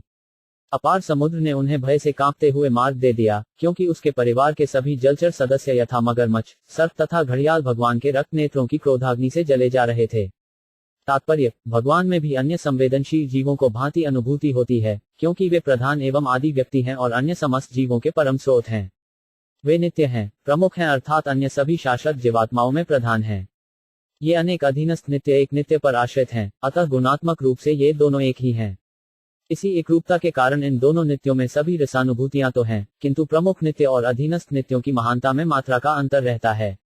जब रामचंद्र जी क्रुद्ध होकर लाल लाल जलती हुई आंखें दिखाने लगे तो सार समुद्र उस शक्ति से इतना तप्त हो उठा कि उसके सारे जलचर जलने लगे और साक्षात समुद्र भय के मारे कांपने लगा। उसने उन्हें शत्रु की नगरी में पहुंचने का सरल मार्ग दे दिया। निर्विशेषवादियों को भगवान के इस उग्रभाव पर आपत्ति हो सकती है, क्योंकि जे पूर्णता में नकारात्मकता देखना चाहते हैं। भगवान के परम होने से निर्विशेषवादी सोचते हैं कि भगवान में सांसारिक क्रोध भाव नहीं प्रकट होना चाहिए। अल्पज्ञान के कारण ये लोग यह नहीं समझ पाते कि परम पुरुष की भावना गुण और मात्रा की समस्त सांसारिक कल्पना से परे है। यदि भगवान रामचंद्र की भावना संसारी होती तो सरा समुद्र तथा उसके जलचर क्यों विचलित होते? क्या किसी सांसारिक व्यक्ति की लाल लाल आंखें विशाल सागर को गर्म कर सकती हैं? ये ऐसे कारण हैं जिनके द्वारा सगुण तथा निर्गुण विचारधाराओं के अनुसार परम सत्य में अंतर किया जाना चाहिए। जैसा कि श्रीमद्भागवत के प्रारंभ में कहा गया है, परम सत्य ही प्रत्येक वस्तु का मूल है, अतः परम पुरुष नश्वर संसार में प्रतिबिंबित भावनाओं से विहीन नहीं हो सकता। अपितु परमेश्वर में पाई जाने वाली विभिन्न रसानुभूतियां, चाहे क्रोध की हों या करुणा की, गुणात्मक दृष्टिकोण से समान प्रभाव डालती हैं। दूसरे शब्दों में, इन अनुभूतियों के गुणों में कोई सांसारिक अंतर नहीं होता, भले ही ये सभी परम पद पर होती हैं। ऐसी अनुभूतियां परमेश्वर में निश्चय ही अनुपस्थित नहीं रहती, जैसा कि निर्विशेषवादी सोचते हैं और दिव्य जगत के विषय में संसारी अनुमान लगाते हैं। वाक्ष स्थल स्पर्श रूप महेंद्र वाह दंते विडंबित ककुब्जुष ऊर्ध्वासम सद्यो सुभी सह विनिश्यति दार हत्तु विंस्फूर्जितर्कनुष उच्चर तो 5 थे सैन्य 25 शब्दार्थ। जब रावण युद्ध कर रहा था तो उसकी छाती से टकराकर स्वर्ग के राजा इंद्र के हाथी की सूर खंड खंड हो गई और ये खंड बिखर कर चारों दिशाओं को चकाचौंध करने लगे। अतः रावण को अपने शौर्य पर गर्व होने लगा और वह अपने को समस्त दिशाओं का विजेता समझकर सैनिकों के बीच इतराने लगा। किंतु भगवान श्री रामचंद्र द्वारा अपने धनुष पर टंकार करने पर उसकी वह प्रसन्नता की हंसी उसकी प्राणवायु के साथ ही सहसा बंद हो गई। तात्पर्य, कोई कितना ही प्रभावशाली क्यों ना हो, जब उससे भगवान रूठ जाते हैं तो उसे कोई नहीं बचा सकता। इसी प्रकार कोई कितना ही निर्बल क्यों ना हो, यदि भगवान उसके रक्षक हैं तो उसको कोई मार नहीं सकता। भूमे सुरेतर बहुत विमर्दिताया क्लेश व्ययाय कल्यासित कृष्ण केश जात करिष्यति जनानुप्लक्ष्य मार्ग कर्माणि चात महिमोपनिबंधनानि 26 शब्दार्थ। जब पृथ्वी पर ईश्वर में श्रद्धा न रखने वाले परस्पर लड़ने वाले राजाओं का भार बढ़ जाता है तो भगवान संसार का कष्ट कम करने के लिए अपने अंश समेत अवतरित होते हैं। वे सुंदर काले काले केशों से युक्त अपने आदि रूप में आते हैं और अपनी दिव्य महिमा के विस्तार के लिए ही अलौकिक कार्य करते हैं। कोई उनकी महानता का अनुमान नहीं लगा सकता। तात्पर्य, इस श्लोक में भगवान श्री कृष्ण और उनके निकटतम अंश भगवान बलदेव के प्राकट्य का वर्णन हुआ है। भगवान श्री कृष्ण तथा बलदेव दोनों एक ही पूर्ण पुरुषोत्तम भगवान हैं। भगवान सर्वशक्तिमान हैं और अनेक रूपों तथा शक्तियों के रूप में अपना विस्तार करते हैं और यह संपूर्ण इकाई पर ब्रह्म कहलती है। भगवान के ऐसे विस्तारों के 2 विभाग हैं, स्वांश तथा विभिन्नांश। सारे स्वांश विस्तार विष्णु तत्व कहलाते हैं और भिन्नांश विस्तार जीव तत्व कहलाते हैं। ऐसे विस्तारों में भगवान बलदेव पूर्ण पुरुषोत्तम भगवान श्री कृष्ण के प्रथम स्वांश विस्तार हैं। विष्णुप्रीर्ण तथा गहमथारत दोनों में श्री कृष्ण तथा बलदेव की वृद्धावस्था हो जाने पर भी काले काले बाल बताए गए हैं। भगवान को अनुप्लक्ष्य मार्य अथवा वैदिक पारिभाषिक शब्दावली में अवाइमनसा गोचरः कहा गया है, अर्थात सामान्य जनों के लिए सीमित इंद्रिय अनुभूति से अनुभवगम्य या दृश्य नहीं है। भगवद गीता 7.25 में कहा गया है, ना प्रकाश सर्वस्य योग्यायस्मावृत। दूसरे शब्दों में, उन्हें अधिकार प्राप्त है कि वे जिसके समक्ष चाहें प्रकट हो या न हो। केवल प्रामाणिक भक्त ही उनके विशिष्ट लक्षणों से उन्हें जान सकते हैं, और ऐसे अनेक लक्षणों में से इस श्लोक में एक लक्षण का वर्णन है, सिद्ध कृष्णकेश, अर्थात जिनके सुंदर काले काले बाल हैं। भगवान श्री कृष्ण तथा बलदेव दोनों के सिरों पर वृद्धावस्था में भी ऐसे बाल रहते हैं। वे बुढ़ापे में भी 16 वर्ष के बालकों से प्रतीत होते थे। श्री भगवान का यही विशिष्ट लक्षण है। ब्रह्म संहिता में कहा गया है कि यद्यपि वे समस्त जीवात्माओं में सबसे वृद्ध हैं, किंतु वे सदैव तरुण लगते हैं। आध्यात्मिक देह का यही लक्षण है। भौतिक देह में जन्म, मृत्यु, बुढ़ापा तथा रोग के लक्षण दिखते हैं, किंतु आध्यात्मिक देह में इन लक्षणों का अभाव रहता है। वैकुंठ लोक में रहने वाले जीवात्माओं का भी ऐसा ही आध्यात्मिक शरीर होता है, जिसमें वृद्धावस्था के कोई लक्षण नहीं दिखते। भागवत के 6ठ स्कंद में कहा गया है कि अजामिल को यम दूतों से छुड़ाने के लिए जो विष्णु दूत आए वे तरुण लग रहे थे। इससे भी इस श्लोक के वर्णन को पुष्टि होती है। अतः यह निश्चित हो गया है कि वैकुंठ लोकों में भगवान या अन्य निवासियों के आध्यात्मिक शरीर इस संसार के मनुष्यों के शरीरों से भिन्न होते हैं। अतः जब भगवान उस लोक से इस संसार में अवतरित होते हैं, तो वे अपनी आत्ममाया के आध्यात्मिक शरीर समेत आते हैं, जिसमें बहिरंगा माया छू तक नहीं पाती। जो यह कहते हैं कि निर्गुण ब्रह्म भौतिक देह धारण करके इस संसार में प्रकट होता है, सर्वथा अनर्गल प्रलाप है। अतः जब भगवान यहाँ पर आते हैं, तो वे आध्यात्मिक देह में ही आते हैं, भौतिक देह में नहीं। निर्विशेष ब्रह्मज्योति उनके शरीर से निर्गत मात्र तेज ही है, अतः भगवान के शरीर तथा उनकी निर्विशेष ब्रह्मज्योति के गुण में कोई अंतर नहीं होता। प्रश्न यह है कि दुष्ट राजाओं द्वारा संसार में उत्पन्न भार को कम करने के लिए सर्वशक्तिमान भगवान यहाँ पर क्यों आते हैं? निस्संदेह भगवान को ऐसे कार्यों के लिए स्वयं आने की आवश्यकता नहीं है, किंतु वे अपने शुद्ध भक्तों को प्रोत्साहित करने के लिए अपने दिव्य कार्यकलाप प्रदर्शित करने हेतु यहाँ आते हैं, क्योंकि भक्त भगवान की महिमा का गान करके जीवन का सुख भोगना चाहते हैं। भगवद गीता 9.13-14 में कहा गया है कि महात्मागण भगवान के कार्यकलापों के गान में आनंद का अनुभव करते हैं। समग्र वैदिक साहित्य का ध्येय मनुष्य के ध्यान को भगवान तथा उनके कार्यकलापों की ओर उन्मुख करना है। सांसारिक लोगों से संबंधित भगवान के ये कार्यकलाप शुद्ध भक्तों की चर्चा के विषय बनते हैं। तोकेन जीव हर्ण यदुलुकी काया सत्रे मासिकस्य च पदा शकटो 5 उपवृत यदृद्भतांतर्गतेन दिवि स्पुशोवा उन्मूलन त्वित्रथर्जुन्योन भाव्यम 27 शब्दार्थ भगवान श्री कृष्ण के परमेश्वर होने में कोई संदेह नहीं है, अन्यथा जब वे अभी अपनी माता की गोद में थे तो पूतना जैसी राक्षसी का वध किस तरह कर सकते थे, 3 मास की आयु में ही अपने पांव से छकड़े को कैसे पलट सकते थे, और जब घुटने के बल चल रहे थे तभी गगनचुंबी अर्जुन वृक्षों के जोड़े को समूल कैसे उखाड़ सकते थे। ये सभी कार्य स्वयं भगवान के अतिरिक्त अन्य किसी के लिए असंभव हैं। तात्पर्य, भगवान का निर्माण मानसिक कल्पना या वोटों की गणना से कोई भगवान को निर्मित नहीं कर सकता, जैसा कि आजकल के अल्पज्ञानी लोग करने लगे हैं। ईश्वर तो सदैव ईश्वर ही रहता है और सामान्य जीवात्मा नित्य ईश्वर का एक अंश ही है। ईश्वर अद्वितीय है, किंतु जीवात्माएं अनगिनत हैं। इन सभी जीवात्माओं का पालन ईश्वर द्वारा होता है। वेदों का यही मत है। जब श्री कृष्ण अभी मां की गोद में ही थे तो पूतना राक्षसी उनकी माता के समक्ष प्रकट हुई और उसने शिशु को अपनी गोद में खिलाने के लिए याचना की। माता यशोदा राजी हो गईं और वह शिशु को सम्मानीय स्त्री वेश में आई पूतना की गोद में दे दिया गया। पूतना अपने स्तनों के अग्रभाग में विष लगाकर आई थी और इस शिशु को मारना चाह रही थी। और जब सब कुछ पूरा हो गया, तब बाल रूप भगवान ने उसके स्तनों को इतनी जोर से चूसा कि उसके प्राण निकल गए। उसका तथाकथित 6 मील लंबा शरीर भूमि पर गिर पड़ा। भगवान को अपने शरीर का पूतना राक्षसी के शरीर जितना विस्तार नहीं करना पड़ा, यद्यपि वे चाहते तो 6 मील से भी अधिक विशाल बन सकते थे। वामन अवतार में उन्होंने स्वयं को बौना ब्राह्मण बना लिया था, किंतु जब बलि महाराज ने भूमि देने का वचन दे दिया तो उन्होंने अपने अंगों को ब्रह्मांड की चोटी तक लाखों मील लंबा कर लिया। अतः अपने शरीर को विस्तृत करके चमत्कार दिखाना श्री कृष्ण के लिए कोई कठिन कार्य नहीं था, किंतु उन्होंने प्रगाढ़ मातृप्रेम के कारण ऐसा नहीं किया। यशोदा यदि अपने पुत्र को पूतना की गोद में 6 मील तक विस्तृत होते देख लेती तो उनके मातृत्व को धक्का लगता और वे जान जाती कि उनका यह तथाकथित पुत्र श्री कृष्ण साक्षात भगवान है।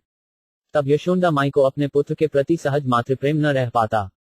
किंतु जहां तक श्री कृष्ण का संबंध है, वे तो सदैव ईश्वर हैं, चाहे वे अपनी माता की गोद में शिशु रूप में हों या वामनदेव के रूप में, सारे ब्रह्मांड को नापने वाले हों। उन्हें कठिन तपस्या करके ईश्वर बनने की आवश्यकता नहीं रहती, यद्यपि कुछ लोग ऐसा करके ईश्वर बनने की बात सोचते हैं। कठिन तपस्या द्वारा कोई न तो ईश्वर से एकाकार हो सकता है, न उनक तुल्य बन सकता है, किंतु वह मात्र अनेक देवी गुण प्राप्त कर सकता है। जीवात्मा बहुत हद तक दैवी गुण प्राप्त कर सकता है, किंतु वह ईश्वर नहीं बन सकता। श्री कृष्ण बिना किसी तपस्या के सदैव ईश्वर हैं, चाहे वे अपनी मां की गोद में खेल रहे हों या बड़े होने की अवस्था में हों। इस प्रकार जब वे 3 मास के थे तो उन्होंने यशोदा माई के घर में छिकड़े के पीछे छिपे शकटासुर का वध किया। जब श्री कृष्ण घुटने के बल रेंग रेंग कर अपनी माता के कार्यों में बाधा डाल रहे थे तो उनकी माता ने उन्हें उखल में बांध दिया था, किंतु नटखट बालक उखल को घसीटते हुए यशोदा माई के आंगन में उगे बहुत ऊंचे अर्जुन वृक्षों की जोड़ी के बीच पहुंच गए और जब उखल उनमें फंस गया तो उनके खींचने पर दोनों वृक्ष धम्मा से गिर पड़े। जब यशोदा माई ने यह घटना देखी तो उन्होंने ईश्वर को धन्यवाद दिया कि उनका बालक गिरे वृक्षों से बच गया है। उन्हें इसका कोई ज्ञान न था कि उन्हीं के बालक ने आंगन में रेंगते रेंगते यह कृत्य किया है। भगवान तथा उनके भक्तों के बीच प्रेम का पारस्परिक आदान प्रदान ऐसा ही है। यशोदा माई ने भगवान को पुत्र रूप में चाहा और भगवान उनको गोदी में शिशुवत क्रीड़ा करते रहे, किंतु साथ ही जब जब आवश्यकता पड़ी उन्होंने सर्वशक्तिमान भगवान की भी भूमिका निभाई। ऐसी लीलाओं को यही विशेषता रही कि वे सबों की आकांक्षाओं को पूरा करते रहे। जुड़वां विशाल अर्जुन वृक्षों को गिराने के पीछे भगवान का उद्देश्य था नारद के शाप से वृक्ष बने कुबेर के दोनों पुत्रों को शाप से उबारना और उसके साथ ही यशोदा माई के आंगन में घुटने के बल सरक सरक कर चलना, जिसे देखकर यशोदा को दिव्य आनंद प्राप्त हो। भगवान चाहे जैसी भी स्थिति में रहें, रहते तो भगवान ही हैं। वे इच्छानुसार विराट या लघु रूप धारण कर सकते हैं।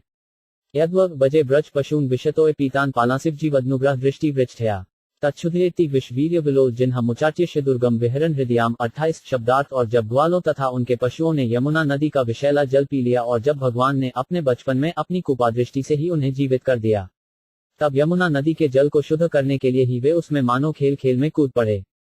उन्होंने विधेले कालिया नाग को दंड दिया जो अपनी लपलपाती जीभ से विष की लहरें निकाल रहा था। भला परमेश्वर के अतिरिक्त ऐसा महान कार्य करने में और कौन समर्थ है। तत्कर्म दिव्यमिव यज्ञिषि निश्चयन दावाग्निना श्रुति वने परिदहामाने उनेष्यति ब्रजमतो 5 वसितांत काल नेत्रे पिद्धाप्य सबलो 5 नथिगम्य वीर्य 29 शब्दार्थ। कालिया नाग को दंडित करने के दिन ही रात्रि के समय जब ब्रजभूमि के समस्त वासी निश्चिंत होकर सो रहे थे तो सूखी पत्तियों के कारण जंगल में अग्नि धधक उठी और ऐसा लगा मानो उनकी मृत्यु अवश्यंभावी है, किंतु आंखें बंद करके बलराम जी के साथ भगवान ने उन सबको बचा लिया। ऐसे हैं भगवान का अलौकिक कार्यकलाप। तात्पर्य, यद्यपि इस श्लोक में कहा गया है कि भगवान का यह कार्य अलौकिक है, किंतु यह समझ लेना चाहिए भगवान के सारे कार्यकलाप सदैव ही अलौकिक होते हैं और इस प्रकार वे सामान्य जीवों से भिन्न हैं। विशाल अर्जुन वृक्ष को उखाड़ना तथा आंखें बंद करके वन की धधकती आग को बुझा देना निश्चय ही मनुष्य द्वारा किसी प्रकार संभव नहीं है। न केवल ये कार्यकलाप सुनने में आश्चर्यजनक लगते हैं कि न तो वस्तुतः भगवान के सारे कार्यकलाप अलौकिक होते हैं, जिसकी पुष्टि भगवद गीता 4.9 में की गई है। जो भी भगवान के इन दिव्य एवं अलौकिक कार्यों को समझ लेता है वह श्री कृष्ण के धाम में प्रवेश करने का अधिकारी हो जाता है और इस वर्तमान भौतिक शरीर को त्यागने के बाद भगवान दिव्य कार्यकल्पों का ज्ञाता भगवान के धाम को जाता है। गृहीत यद यदुबंधम मुष्य माता शुल्बन सुत्स्य न तु तत्तद मुष्य माती यज्जुम तो 5 से वदने भुवनानी गोपी संवीक्ष्य श्रद्धित मना प्रतिबोधितासी 30 शब्दार्थ। जब गोपी कृष्ण की धात्री माता यशोदा अपने पुत्र के दोनों हाथों को रस्सियों से बांधने का प्रयास कर रही थी तो उसने देखा कि रस्सी हमेशा छोटी पड़ जाती थी, अतः हारकर जब उसने प्रयास करना बंद कर दिया तब श्री कृष्ण ने अपना मुंह खोल दिया तो माता यशोदा को मुख के भीतर सारे ब्रह्मांड स्थित दिखे। यह देखकर उसे संदेह हुआ, किंतु उसे अपने पुत्र की योग शक्ति का पता भिन्न तरीके से लगा। तात्पर्य, एक दिन नटखट बालक की तरह कृष्ण ने अपनी माता यशोदा को खिंचाना शुरू किया तो वह दंड देने के लिए बालक को रस्सी से बांधने लगी, किंतु वह रस्सी को जितना ही बढ़ाती रस्सी हमेशा छोटी पड़ जाती। आखिर वह थक गई। करनतु इसी बीच भगवान ने अपना मुंह खोला और ममतामयी मां ने उसके भीतर सभी ब्रह्मांड उपस्थित देखे। उसे अत्यंत आश्चर्य हुआ, किंतु उसने सोचा कि सर्वशक्तिमान नारायण ने उसके पुत्र की सभी प्रकार के संकटों से रक्षा करने के लिए चौकसीवश ऐसा कर रखा है। कृष्ण के लिए प्रगाढ़ प्यार होने के कारण वह कभी सोच ही नहीं पाई कि उसका पुत्र साक्षात भगवान नारायण ही है। यह भगवान की अंतरंगा शक्ति योगमाया है, जिसमें विभिन्न प्रकार के भक्तों के साथ भगवान की लीलाएं पूरी होती हैं। ईश्वर के बिना ऐसे विचित्र खेल कौन खेल सकता है। नंद च मोक्ष्यति भयाद वरुण से पाशाद गोपान बिलेशु पिहितान मय सुनोना च अहाप्रित निशि शयानमति श्रमेण लोक विकुंठमुपनिष्यति गोकुल सम 31 शब्दार्थ। भगवान श्री कृष्ण ने अपने पिता नंद महाराज को वरुण के भय से बचाया और ग्वालबालों को पर्वत की कंदरा में से, जहां मय के पुत्र ने उन्हें बंदी कर रखा था, मुक्त किया। यही नहीं, भगवान श्री कृष्ण ने वृंदावन के समस्त वासियों को, जो दिन भर काम में व्यस्त रहकर रात में थक कर निश्चिंत सोते थे, परव्योम में सर्वोच्च लोक का भागी बना दिया। ये सारे कार्य दिव्य हैं और उनके ईश्वरत्व को सिद्ध करने वाले हैं। तात्पर्य, एक बार ब्रह्मवर्ष अर्धरात्रि में ही श्री कृष्ण के धर्मपिता नंद महाराज यह सोचकर कि रात समाप्त हो चुकी है, यमुना में स्नान करने गए, तो वरुण देव यह सोचकर उन्हें वरुण लोक लेते गए कि वे भगवान कृष्ण के दर्शन कर पाएंगे। भगवान श्री कृष्ण अपने पिता को छुड़ाने गए।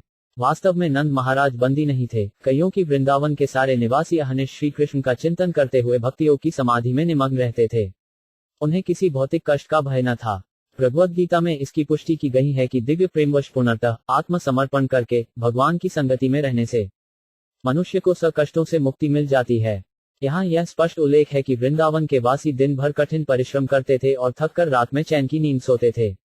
फलत उन्हें पूजा करने या आध्यात्मिक कार्यों के लिए प्रायः बहुत कम समय मिल पाता था, किंतु वास्तव में वे सर्वोत्कृष्ट आध्यात्मिक कार्यों में ही मग्न रहते थे। उनका हर कार्य आध्यात्मिक होता था, क्योंकि वह श्री कृष्ण के साथ उनके संबंधों से ही जुड़ा होता था। उनके कार्यों के केंद्र बिंदु श्री कृष्ण थे, फलत उनके सारे तथाकथित भौतिक कार्य आध्यात्मिक शक्ति से संतृप्त होते थे। भक्ति योग पद्धति का यही लाभ है। मनुष्य को चाहिए कि वह हर कार्य भगवान के निमित्त करे और इस प्रकार उसके संपूर्ण कार्य कृष्ण के विचार से संतृप्त होंगे, जो आध्यात्मिक साक्षात्कार में समाधि का उच्चतम रूप है। गोपैर्म के प्रत्येते त्रज विप्लवाई देवैर्भिवर्षति पशून कृपया रिक्षु धर्तोचलीन श्रमिव सप्त दिनानी सप्त वर्षो महिष्मंघिक करे सलीलम 32 शब्दार्थ। जब वृंदावन के ग्वालों ने श्री कृष्ण के आदेश से स्वर्ग के राजा इंद्र को आहुति देना बंद कर दिया तो लगातार 7 दिनों तक मूसलाधार वर्षा होती रही और ऐसा लग रहा था मानो सारी ब्रजभूमि बह जाएगी। तब केवल 7 वर्ष की आयु के श्री कृष्ण ने ब्रजवासियों पर अपनी अहेतुकी कृपावश अपने एक हाथ से गोवर्धन पर्वत को उठा लिया। ऐसा उन्होंने वर्षा से पशुओं की रक्षा करने के लिए ही किया। तात्पर्य, बच्चे प्रायः कुकुरमुता छत्रक से खेलते हैं। अभी श्री कृष्ण 7 वर्ष के ही थे कि उन्होंने वृंदावन स्थित विशाल गोवर्धन पर्वत को पकड़कर छत्रक की भांति उठा लिया और ब्रजवासियों द्वारा इंद्र को यज्ञ की आहुतियां देने से इनकार किए जाने के कारण पशुओं तथा ब्रजवासियों की इंद्र के रोष से रक्षा करने के लिए वे उसे लगातार 7 दिन तक धारण किए रहे। वास्तव में यदि कोई परमेश्वर की सेवा में निरत रहे तो देवताओं को बलि देने की कोई आवश्यकता नहीं है। वैदिक साहित्य में देवताओं को संतुष्ट रखने के लिए यज्ञों का जो विधान है वह याजक के लिए एक प्रकार की प्रेरणा है, जिससे उसे उच्चतर अधिकारियों की उपस्थिति का बोध हो सके। श्री भगवान के द्वारा भौतिक कार्यों के नियंत्रण हेतु देवताओं की नियुक्ति की जाती है और भगवद गीता के अनुसार यदि कोई देवता की पूजा करता है तो इसे परमेश्वर पूजन की अप्रत्यक्ष विधि माना जाता है। किंतु जब कोई परमेश्वर की प्रत्यक्ष पूजा करता है तो उसके लिए देवताओं के पूजने या विशेष अवस्था में यज्ञ करने को आवश्यकता नहीं रह जाती। फलत भगवान श्री कृष्ण ने ब्रजवासियों को सलाह दी कि वे स्वर्ग के राजा इंद्र को किसी प्रकार की बलि भेंट न करें, किंतु यह जाने बिना कि ब्रजभूमि में भगवान कृष्ण हैं, इंद्र ब्रजवासियों पर अत्यंत क्रुद्ध हुआ और उसने इस अपराध का बदला लेना चाहा। किंतु भगवान होने के कारण श्री कृष्ण ने ब्रजभूमि के निवासियों तथा पशुओं को अपनी अंतरंगा शक्ति से बचा लिया और यह सिद्ध कर दिया कि यदि कोई परमेश्वर का भक्त बनकर उनकी सेवा करता है तो उसे अन्य देवताओं को प्रसन्न करने की कोई आवश्यकता नहीं है, चाहे वह ब्रह्मा या शिव जैसे उच्च पद वाला देव ही क्यों न हो। इस प्रकार इस घटना से यह स्पष्ट रूप से सिद्ध हो गया कि श्री कृष्ण ही श्री भगवान हैं और वे ऐसे ही हर परिस्थिति में रहते हैं, चाहे अपनी मां की गोद में शिशु रूप में हो या 7 वर्षीय बालक के रूप में अथवा 125 वर्षीय वृद्ध पुरुष हो। लेकिन प्रत्येक अवस्था में वे सामान्य मनुष्य के स्तर तक कभी नहीं पहुंचे, यहाँ तक कि वृद्धावस्था में भी वे 16 वर्ष के युवक लगते थे। भगवान के दिव्य शरीर के ये कुछ विशेष लक्षण हैं। क्रीडन बने निशी निशाकर रश्मि गौर्या रासोन्मुख कल्पदायत मूर्छितेन उद्दीपित स्मर रुजा ब्रज भरिद्गधुना हर्तुहिष्यति शिरो धंदानुगस्य 33 शब्दार्थ। जब भगवान वृंदावनवासियों की पत्नियों में अपने मधुर तथा सुरीले गीतों द्वारा कामोत्तेजना जागृत करते हुए वृंदावन में रासलीला में मग्न थे तो कुबेर के एक धनी अनुचर शंखचूड़ नामक राक्षस द्वारा गोपियों का हरण किए जाने पर भगवान ने उसका सिर धड़ से अलग कर दिया। तात्पर्य, यहाँ पर व्यक्त कथनों पर ध्यान देने की आवश्यकता है, क्योंकि ये नारद के प्रति ब्रह्मा के वचन हैं। वे नारद से भगवान के अवतार लेने के बाद को घटनाओं का उल्लेख कर रहे हैं। जो भूत, वर्तमान तथा भविष्य के ज्ञाता हैं उन्हें भगवान की लीलाएं ज्ञात हैं और ब्रह्मा जी उनमें से एक हैं, अतः उन्होंने भविष्य में जो होगा उसकी भविष्यवाणी कर दी। भगवान द्वारा शंखचूड़ का वध निकट की घटना थी, जो रासलीला के बाद घटी, न कि उसके साथ साथ पिछले श्लोकों में हम कालिया नाग को दंड देने की लीलाओं के साथ साथ दावाग्नि का वर्णन पढ़ चुके हैं। इसी तरह रासलीला और शंखचूड़ के वध का भी यहाँ वर्णन किया गया है। ये सारी घटनाएं ब्रह्मा जी द्वारा नारद से कही जाने के बाद भविष्य में घटित होनी हैं। भगवान ने शंखचूड़ का वध होलिका लीला के अवसर पर फाल्गुन मास में किया और आज तक यह उत्सव सारे भारत में होली नाम से विख्यात है और भगवान की होलिका लीला से एक दिन पूर्व यह उत्सव शंखचूड़ का पुतला जलाकर मनाया जाता है। सामान्य रूप से भगवान अथवा उनके अवतारों के भावी प्राकट्य तथा उनके कार्यों का वर्णन धर्मग्रंथों में भविष्यवाणी के रूप में किया जाता है, अतः छद्य अवतारी उन लोगों को धोखा नहीं दे पाते जो प्रामाणिक धर्मग्रंथों के द्वारा घटनाओं से परिचित होते हैं। येच प्रलंब खर दरदूर केशरिष्ठ मल्लेभ कांस्यवना कपि पौंडुकाद्या अन्ये च शाल्ब कुछ बलवल दंतवक्र सप्तौष शंबर विदुरथ रुक्मी मुख्या 34 ये वामृथे समिति शालिन आत चापा काम्बोज मत्स्य कुरु सूझय कैक्यातिया यास्यंत्य दर्शन मल बल पार्थ भीम व्याजाहेन हरिणा निलय तदीयम 357 शब्दार्थ। प्रलंब धेनुक बक केशी अरिष्ट चाणूर मुक्तिक कुवल्या पीड़ हाथी कंस यवन नरकासुर तथा पौंडक जैसे असुर शाल्ब द्विविध वानर तथा बलवल दंतवक्र सातों साण शंबर विदुरथ तथा रुक्मी जैसे सिपहसालार तथा काम्बोज मत्स्य कुरु सुजय तथा केकय जैसे वीर योद्धा साक्षात हरि से अथवा बलदेव अर्जुन भीम आदि नामों की आड़ में स्वयं श्री भगवान से भीषण युद्ध करेंगे और इस प्रकार से मारे गए सभी असुर या तो निर्विशेष ब्रह्मज्योति को प्राप्त होंगे या बैकुंठ लोक में स्थित भगवान धाम को प्राप्त होंगे। तात्पर्य भौतिक तथा आध्यात्मिक जगत दोनों में जितने ही अवतार होते हैं वे भगवान श्री कृष्ण की विभिन्न शक्तियों के प्रदर्शन हैं। बलदेव तो श्री भगवान के निकटतम स्वांश विस्तार हैं, किंतु अर्जुन भीम उनके निजी पार्षद हैं। जब भगवान अपने समस्त पार्षदों तथा शक्तियों समेत प्रकट होंगे और जब वे प्रकट होते हैं तो इसी तरह तो उपद्रवी व्यक्ति तथा प्रलंब जैसे असुर तथा आसुरी लोग या तो स्वयं भगवान द्वारा या उनके पार्षदों द्वारा मारे जाएंगे। इन सबका स्पष्ट वर्णन दशम स्कंद में किया जाएगा, किंतु हमें ज्ञात होना चाहिए कि उपर्युक्त सभी जीवात्माएं या तो ब्रह्म ज्योति में मिलकर के या भगवान के धाम वैकुंठ लोक में प्रविष्ट होकर मोक्ष प्राप्त करेंगी। इसकी व्याख्या भीष्मदेव द्वारा पहले ही प्रथम स्कंद में हो चुकी है। जिन व्यक्तियों ने कुरुक्षेत्र की युद्धभूमि में या अन्यत्र भगवान या बलदेव इत्यादि के साथ युद्ध किया है वे मृत्यु के समय अपनी मानसिक अवस्था के अनुसार आध्यात्मिक पद प्राप्त करेंगे। जो ईश्वर को पहचान गए थे वे वैकुंठ में प्रविष्ट होंगे और जिन्होंने ईश्वर को परमशक्तिमान रूप में अनुभव किया है वे ब्रह्मज्योति में विलीन होकर मोक्ष प्राप्त करेंगे। लेकिन उनमें से सभी भौतिक संसार से मुक्त हो जाएंगे। जब भगवान के साथ शत्रुता रखने का ऐसा लाभ मिलता है तो यह अनुमान लगाया जा सकता है कि जिन्होंने भक्तिपूर्वक भगवान की सेवा की है उनकी स्थिति क्या होगी। कालेन मीलित ध्याम अमृष्य नृणास्तोकायुषा स्वनिगमो बद दूर पार अविहित स्वनुयुग सही सत्यवत्या वेद ध्रुमं विटपशो विभजिष्यति सम 36 शब्दार्थ सत्यवती के पुत्र व्यासदेव रूप में अवतार ग्रहण करके स्वयं भगवान वैदिक साहित्य के संग्रह को अल्पजीवनी अल्पज्ञों के लिए कठिन समझकर वैदिक ज्ञान रूपी वक्ष को युग विशेष की परिस्थितियों के अनुसार शाखाओं में विभाजित कर देंगे। तात्पर्य यहाँ पर ब्रह्मा ने कलयुग के अल्पजीवी मनुष्यों के लिए श्रीमद् भागवत के भावी सकलन का उल्लेख किया है। जैसा कि प्रथम स्कंद में बताया जा चुका है कलयुग के अल्पज्ञ मनुष्य अल्पजीवी होंगे और साथ ही ईश्वर विहीन मानव समाज होने के कारण जीवन की अनेक समस्याओं से उद्विग्न होंगे। भौतिक प्रकृति के नियमों के अनुसार शरीर की भौतिक सुविधाओं में उन्नति का होना तमोगुण का सूचक है। ज्ञान की वास्तविक उन्नति का अर्थ है आत्म साक्षात्कार, किंतु कलयुग के अल्पज्ञानी पुरुष ब्रह्मवश 100 वर्ष की लघु जीवन अवधि को ही, जो अब घटकर 40 या 60 वर्ष हो चुकी है, सब कुछ मान बैठते हैं। वे अल्पज्ञानी हैं क्योंकि उन्हें जीवन की नित्यता का ज्ञान नहीं होता। वे 40 वर्षों तक रहने वाले क्षणिक भौतिक शरीर को जीवन का मूल तत्व मान लेते हैं।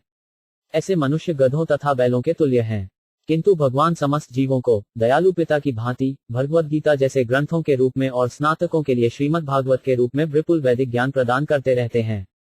इसी प्रकार विभिन्न प्राकृतिक गुणों से युक्त विभिन्न प्रकार के मनुष्यों के लिए व्यासदेव ने पुराणों तथा महाभारत की रचना की, किंतु इनमें से कोई भी ग्रंथ वैदिक सिद्धांतों से पृथक नहीं है। देवद्विषा निगम वर्तमनी निष्ठिताना पूर्भिमेन विहिताभिर्दिश्य तूर्मी लोकान घंटा मति विमोहमति प्रलोभन वेशम विधाय बहुभाष्यत औपधर्मियम 37 शब्दार्थ। जब नास्तिक लोग वैदिक विज्ञान में अत्यंत दक्ष बनकर परम विज्ञानी मय के द्वारा निर्मित श्रेष्ठ प्रक्षेपास्त्रों में चढ़कर आकाश में अदृश्य उड़ते हुए विभिन्न लोकों के वासियों का संहार करेंगे तो बुद्ध रूप में अत्यंत आकर्षक वेश धारण करके भगवान उनके मस्तिष्कों को मोह लेंगे और उन्हें उपधर्मों का उपदेश देंगे।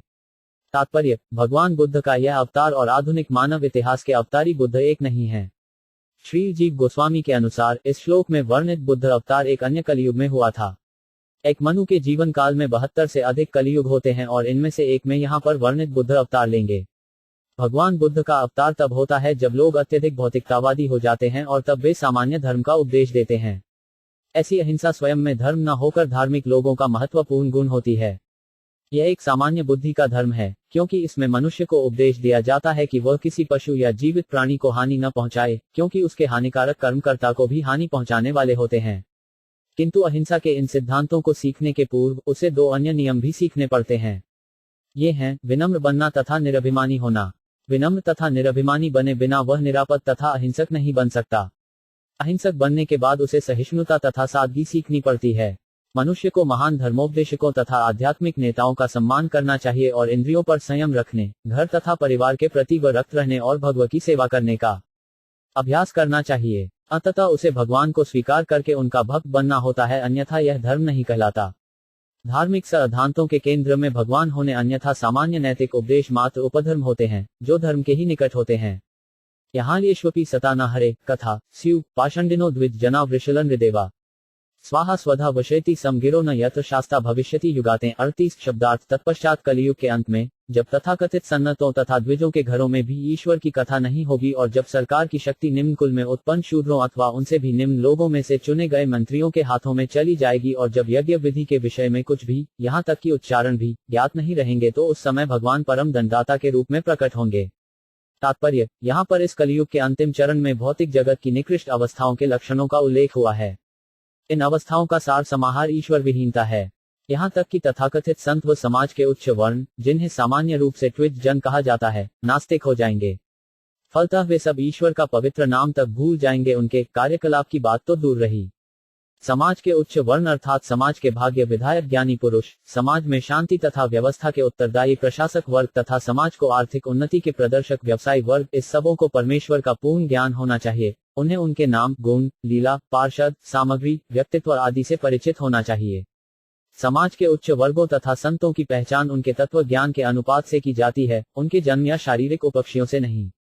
तत्व ज्ञान तथा भक्ति के व्यवहारिक ज्ञान के बिना ये उपाधियां शवों के अलंकरणों के तुल्य समझी जाती हैं और जब समाज में ऐसे अलंकरणों की बाढ़ आ जाती है तो मनुष्य के प्रगतिशील शांत जीवन में अनेक विषमताएं उत्पन्न हो जाती हैं। समाज के उच्च वर्गों में प्रशिक्षण या संस्कृति का अभाव होने से वे अब द्विज जन कहलाने के अधिकारी नहीं रहते। द्विज की महत्ता की व्याख्या इन महान ग्रंथों में अनेक स्थलों पर मिलती है, किंतु यहाँ पुनः बता देना अभीष्ट है कि माता पिता के संभोग से होने वाला जन्म पशु जन्म कहलाता है। किंतु ऐसा पशु जन्म तथा आहार, निद्रा, भय, मैथुन पर आधारित पशु जीवन आध्यात्मिक जीवन की किसी वैज्ञानिक संस्कृति के बिना शूद्र जीवन अर्थात निम्न श्रेणी के व्यक्तियों का असंस्कृत जीवन है। यहाँ पर उल्लेख है कि कलयुग में समाज की प्रशासन शक्ति असंस्कृत, ईश्वर विहीन श्रमजीवी वर्ग के हाथों में चली जाएगी और नृदेव अथवा सरकारी मंत्रीगण वृष अर्थात समाज के निम्न असंस्कृत लोग होंगे। यदि मानव समाज ऐसे असंस्कृत निम्न श्रेणी के लोगों से भरा रहे तो सुख तथा शांति की आशा व्यर्थ है। मनुष्यों में ऐसे असंस्कृत सामाजिक पशुओं के लक्षण पहले से विद्यमान हैं। जन नायकों का कर्तव्य है कि इस ओर ध्यान दें और तत्व ज्ञान में प्रशिक्षित द्विज लोगों को प्रतिष्ठित करके सामाजिक व्यवस्था में सुधार लाने का प्रयास करें। सारे विश्व में मद्भागवत की संस्कृति के प्रसार से ही यह संभव है। मानव समाज की अधोगति होने पर भगवान कल की अवतार के रूप में प्रकट होते हैं और निर्दय बनकर समस्त आसुरी लोगों का वध कर देते हैं।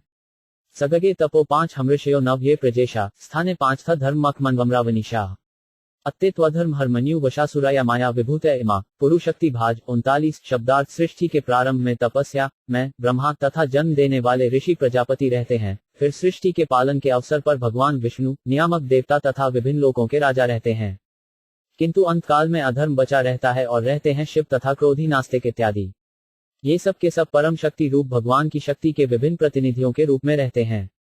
तात्पर्य, यह भौतिक जगत भगवान को शक्ति से उत्पन्न है, जिसका प्राकट्य सृष्टि के प्रारंभ में आदि प्राणी ब्रह्मा की तपस्या से होता है। इसके बाद 9 प्रजापति आते हैं, जिन्हें महर्षि कहते हैं।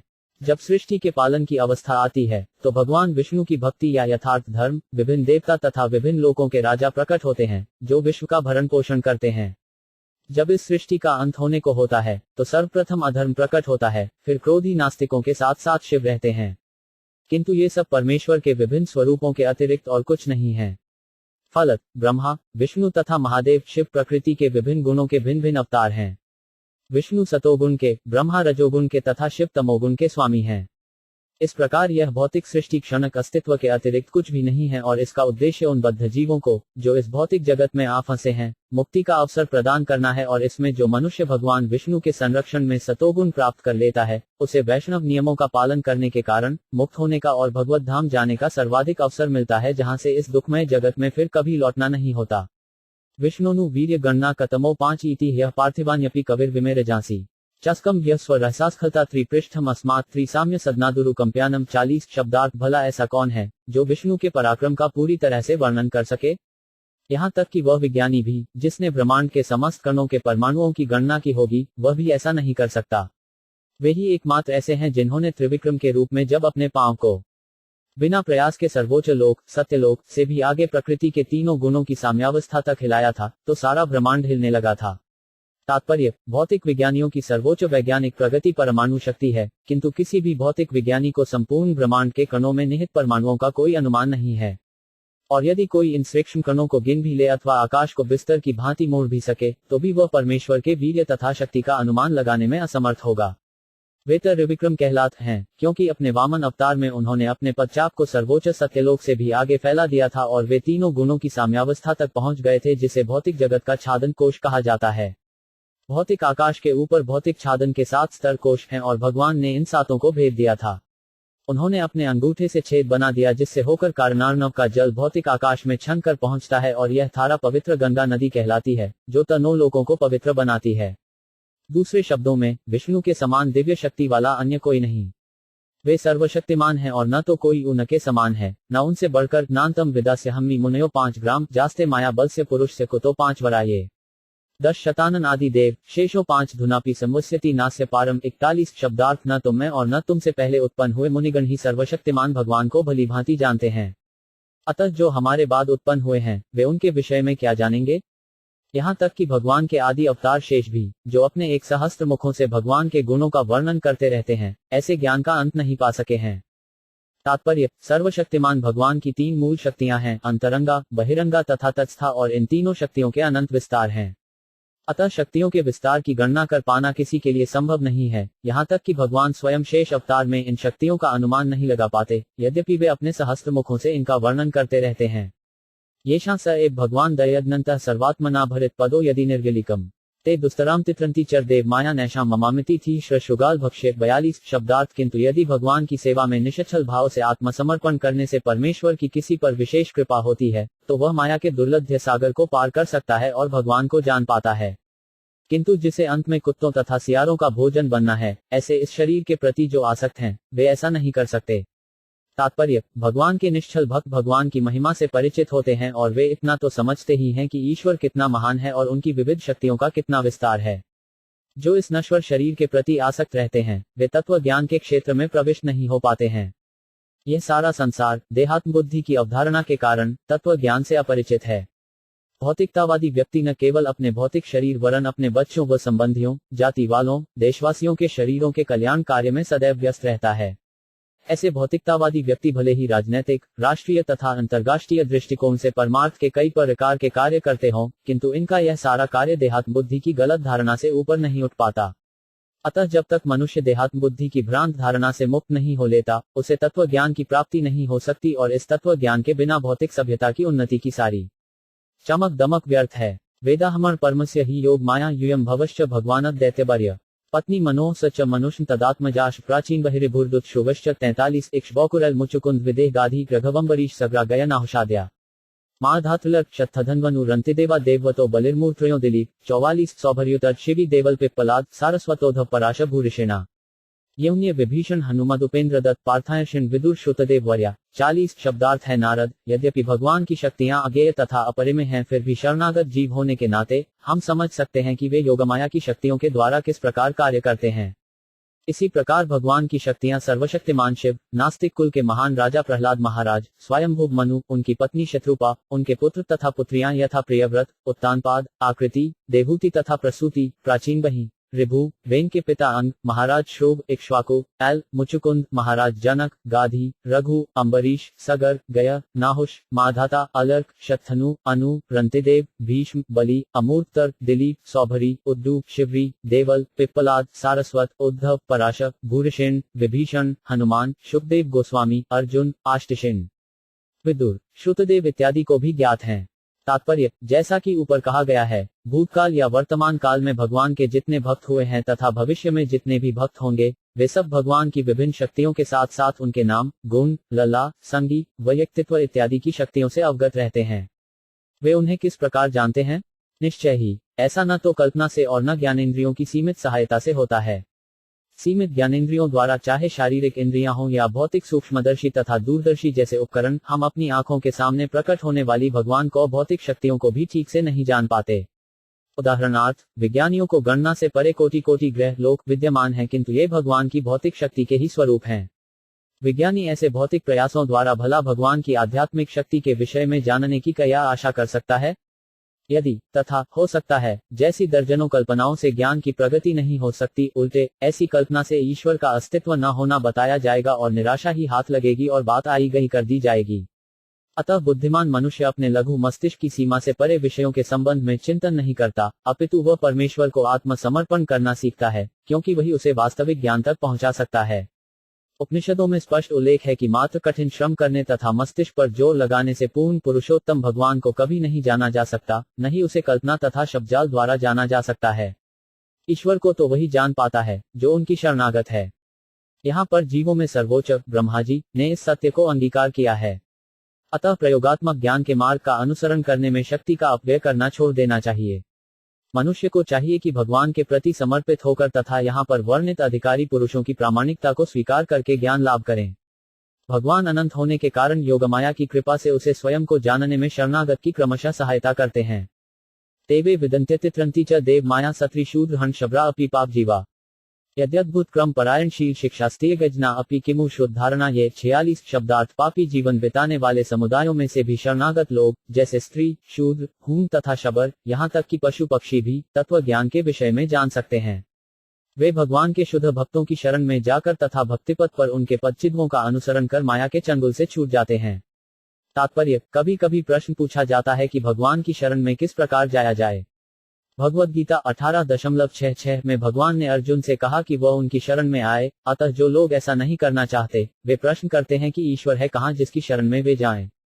ऐसे प्रश्नों का यहाँ उपयुक्त उत्तर दिया गया है। श्री भगवान भले ही आंखों के समक्ष उपस्थित न हो, किंतु यदि कोई सच्चे दिल से मार्गदर्शन का इच्छुक है, तो भगवान कोई प्रामाणिक व्यक्ति भेज सकता है जो उसे भगवान के धाम का ठकर ठीक रास्ता बता सके। आत्म साक्षात्कार के पथ पर अग्रसर होने के लिए किसी भौतिक योग्यता की आवश्यकता नहीं होती। भौतिक जगत में यदि कोई किसी विशेष सेवा नौकरी को अपनाता है, तो उसके पास इसके लिए विशेष योग्यता भी होनी चाहिए। इसके बिना मनुष्य नौकरी के लिए अयोग्य रहता है। किंतु भगवत भक्ति के लिए जिस एकमात्र योग्यता की आवश्यकता है, वह है समर्पण, शरण में जाना। यह समर्पण अपने हाथ की बात है। यदि मनुष्य चाहे तो तुरंत समर्पण कर दे और उसी समय से उसका आध्यात्मिक जीवन प्रारंभ हो जाता है। ईश्वर का प्रामाणिक प्रतिनिधि ईश्वर के ही समान श्रेष्ठ है, अथवा दूसरे शब्दों में, ईश्वर का प्रेमी प्रतिनिधि अधिक दयालु और अधिक सरलता से प्राप्य है। पापात्मा भगवान के पास सीधे नहीं पहुंच पाता, किंतु ऐसा पापी मनुष्य भगवत भक्त के पास सरलता से पहुंच सकता है। यदि कोई ऐसे भगवत भक्त के मार्गदर्शन में चलना स्वीकार कर ले, तो उसे तत्व ज्ञान प्राप्त हो सकता है। वह भी दिव्य शुद्ध भगवत भक्त बन सकता है और मुक्त होकर भगवान के धाम लौट सकता है, जहां नित्य सुख प्राप्त है। अतः इच्छुक व्यक्ति के लिए तत्व ज्ञान को प्राप्ति तथा संसार के अनावश्यक वृथा संघर्ष से मुक्ति तनिक भी कठिन नहीं है। हाँ, उनके लिए ये अवश्य कठिन है जो शरणागत नहीं है, मात्र व्यर्थ के कल्पनाकारी हैं। शश्नत प्रशांतम भयम प्रतिबोध मात्र शुद्धम सम सत्सतः परमात्म तत्वम शब्दों न यत्र पुरुकारकवान क्रियार्थो माया परत्यभिमुखे चर विलज्जमाना तद्वै पदम भगवत परमस्य पुंसो ब्रहोति यद्विदुर्जस्त सुख विशोकम। शब्दार्थ परब्रह्म के रूप में जिसकी अनुभूति की जाती है, वह शोकरहित असीम आनंद से युक्त है। यह निश्चय ही परमभोक्ता भगवान की अनंतिम अवस्था है। वह शाश्वत रूप में सारे विघ्नों से रहित तथा निर्भय है। वह पदार्थ नहीं, अपितु परिपूर्ण चेतना है। वह संदूषण मुक्त है, भेद रहित है और समस्त कारणों तथा कार्यों का आदि कारण है, जिसमें सकौम कर्मों के लिए न तो यज्ञ करना होता है और न जिसके सामने माया ठहरती है। तात्पर्य, परमभोक्ता भगवान ही परब्रह्म या परम आश्रय है, क्योंकि वही समस्त कारणों का कारण है। इस भौतिक संसार को अभ्रांत धारणा से नितांत भिन्न होने के कारण निर्गुण ब्रह्म का साक्षात्कार पहला चरण है। दूसरे शब्दों में, निर्गुण ब्रह्म ब्रह्म का लक्षण है, जो भौतिक विविधता से भिन्न है। ठीक वैसे ही जिस प्रकार प्रकाश अंधकार का प्रतिरूप है, किंतु प्रकाश में विविधता है, जिसे प्रकाश की ओर अग्रसर होने वाले ही जान पाते हैं, इस तरह ब्रह्म का साक्षात्कार ब्रह्मज्योति के स्रोत, पूर्ण पुरुषोत्तम भगवान का अर्थात प्रत्येक वस्तु के अनंतिम स्रोत का परम साक्षात्कार है। इस प्रकार ब्रह्म के साक्षात्कार में पहले भौतिक उन्माद की अपेक्षा निर्गुण ब्रह्म का साक्षात्कार सम्मिलित रहता है। भगवान तो ब्रह्म साक्षात्कार को तीसरी अवस्था है।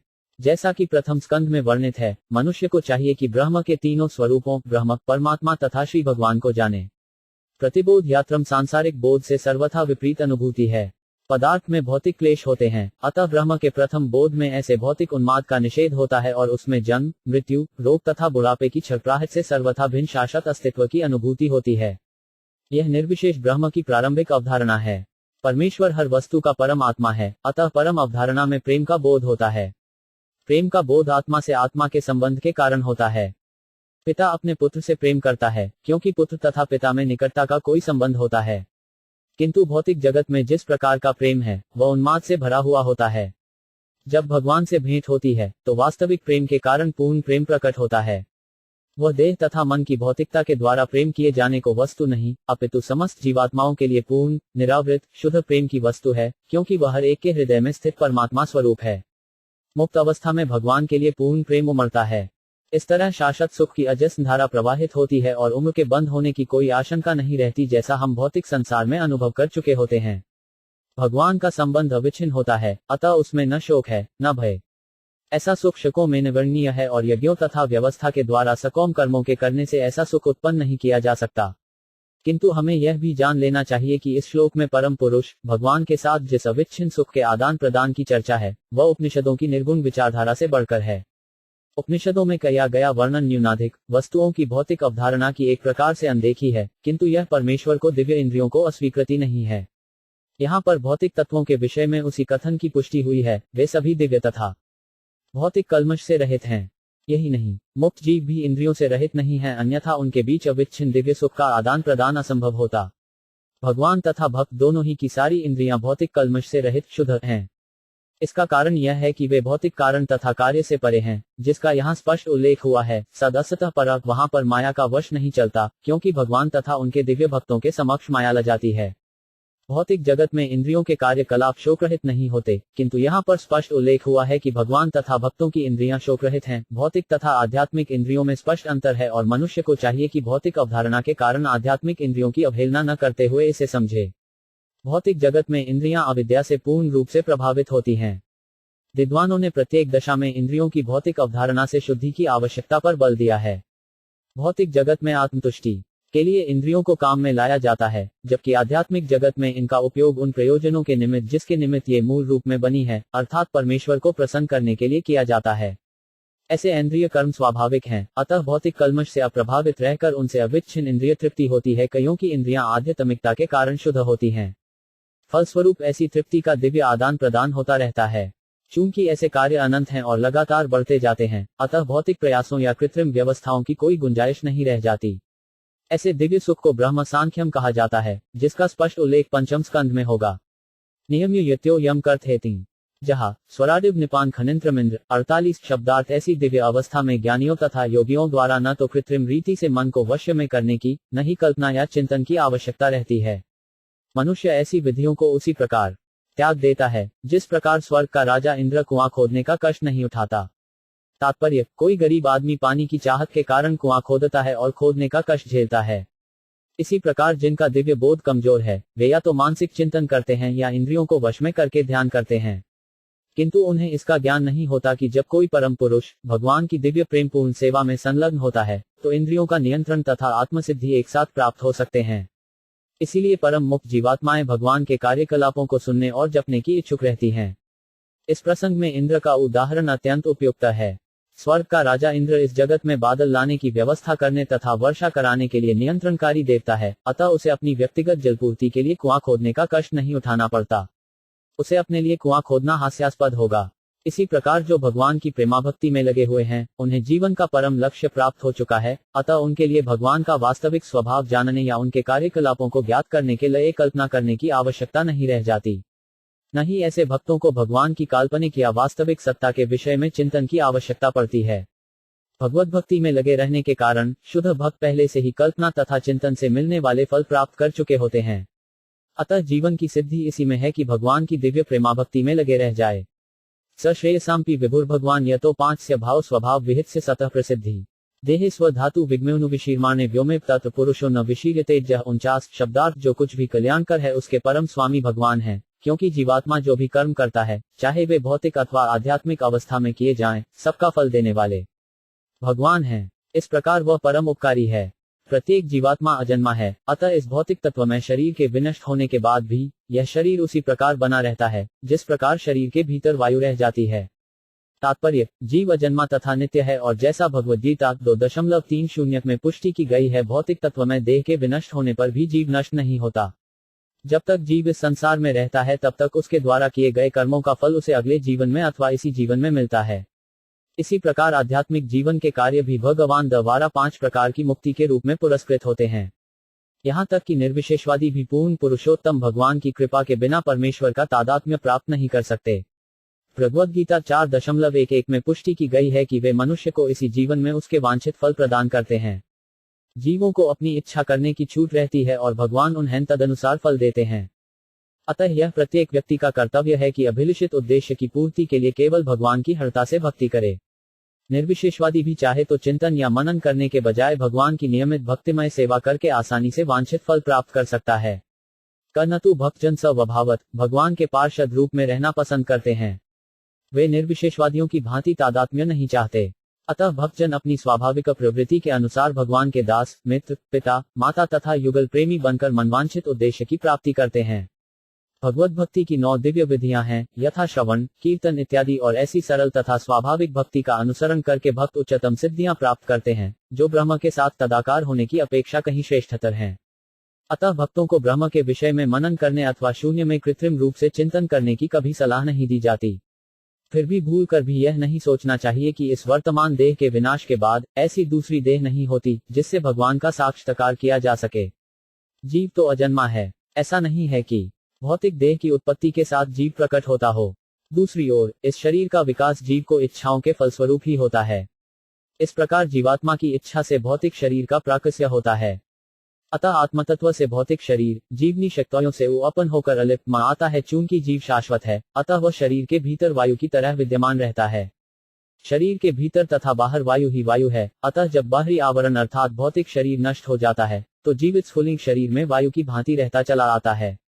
परम उपकारी भगवान के निर्देशानुसार जीव को उचित आध्यात्मिक शरीर प्राप्त होता है, जो भगवान से उनको संगति के अनुसार सारूप्य, समान शारीरिक अंग, सालोक्य, भगवान के साथ उसी लोक में रहने की समान सुविधा, साटी भगवान की तरह समान ऐश्वर्य की प्राप्ति तथा सामीप्य भगवान के साथ समान संगति रूप में होता है।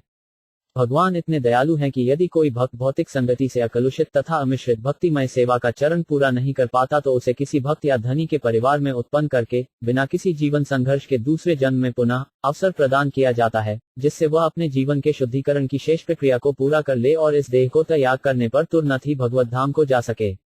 इसकी पुष्टि भगवद्गीता में हुई है। इस प्रसंग में श्री जीव गोस्वामी प्रभुपाद कृत भागवत संदर्भ में विस्तृत जानकारी उपलब्ध है। एक बार आध्यात्मिक जीवन प्राप्त करके भक्त निरंतर उसी में बना रहता है, जैसा कि पिछले श्लोक में कहा जा चुका है। 5 यम तेद्भिहितस्तात भगवान विश्व भावन समासिन सदस्य चयत 50 शब्दार्थ। हे पुत्र, मैंने तुम्हें संक्षेप में प्रकट जगतों के सृष्टा पूर्ण पुरुषोत्तम भगवान के विषय में बतलाया है। गोचर तथा तात्विक अस्तित्व का कारण हरि के अतिरिक्त और कोई नहीं है। तात्पर्य, चूंकि सामान्य रूप से हमें नाशवान भौतिक जगत तथा भौतिक जगत पर अधिकार प्राप्त करने में प्रयत्नशील बद्ध जीवों का ही अनुभव है, अतः ब्रह्मा जी ने नारद देव को बताया कि यह अनित्य जगत भगवान की बहिरंगा शक्ति की करामात है और यहाँ पर संघर्ष कर रहे बद्ध जीव भगवान की तत्स्था शक्ति हैं। इन गोचर कार्यकलापों का एकमात्र कारण परमेश्वर अर्थात हरि हैं, जो समस्त कारणों के कारण स्वरूप हैं। किंतु इससे यह अर्थ नहीं लगाना चाहिए कि भगवान निर्गुण रूप में सर्वत्र व्याप्त हैं। वे इन समस्त बहिरंगा तथा तत्स्था शक्तियों की अंतःक्रिया से पृथक रहने वाले हैं। भगवद्गीता 9.4 में पुष्टि की गई है कि भगवान अपनी शक्तियों के द्वारा ही सर्वत्र व्याप्त हैं। जो कुछ भी प्रकट रूप में है वह उनकी शक्ति पर निर्भर है, किंतु पूर्ण पुरुषोत्तम भगवान होने के कारण वे प्रत्येक वस्तु से विलग रहते हैं। शक्ति तथा शक्तिमान एक होने पर भी एक दूसरे से पृथक हैं। भगवान को इस दुखमय संसार की सृष्टि के लिए भला बुरा नहीं कहा जा सकता। जिस प्रकार की राजा को राज्य में कारागार बनाने के लिए दोषी नहीं ठहराया जा सकता। जो राजसत्ता की आज्ञा उल्लंघन करते हैं उनके लिए कारागार रूपी संख्या अनिवार्य है। इसी प्रकार भगवान ने इस दुखमय भौतिक संसार की क्षणिक सृष्टि उन लोगों के लिए को है जो उनको भूल गए हैं और इस झूठे संसार पर प्रभुत्व जमाने का प्रयास कर रहे हैं। फिर भी वे पतित आत्माओं को अपने धाम में वापस ले जाने के लिए इच्छुक रहते हैं और इसके लिए प्रामाणिक धर्मशास्त्रों, प्रतिनिधियों तथा अवतारों के रूप में बद्ध जीवों को अनेक अवसर प्रदान करते रहते हैं। चूंकि उनका इस भौतिक जगत से कोई प्रत्यक्ष जुड़ाव नहीं है, अतः इसकी सृष्टि के लिए उन्हें दोषी नहीं ठहराया जा सकता।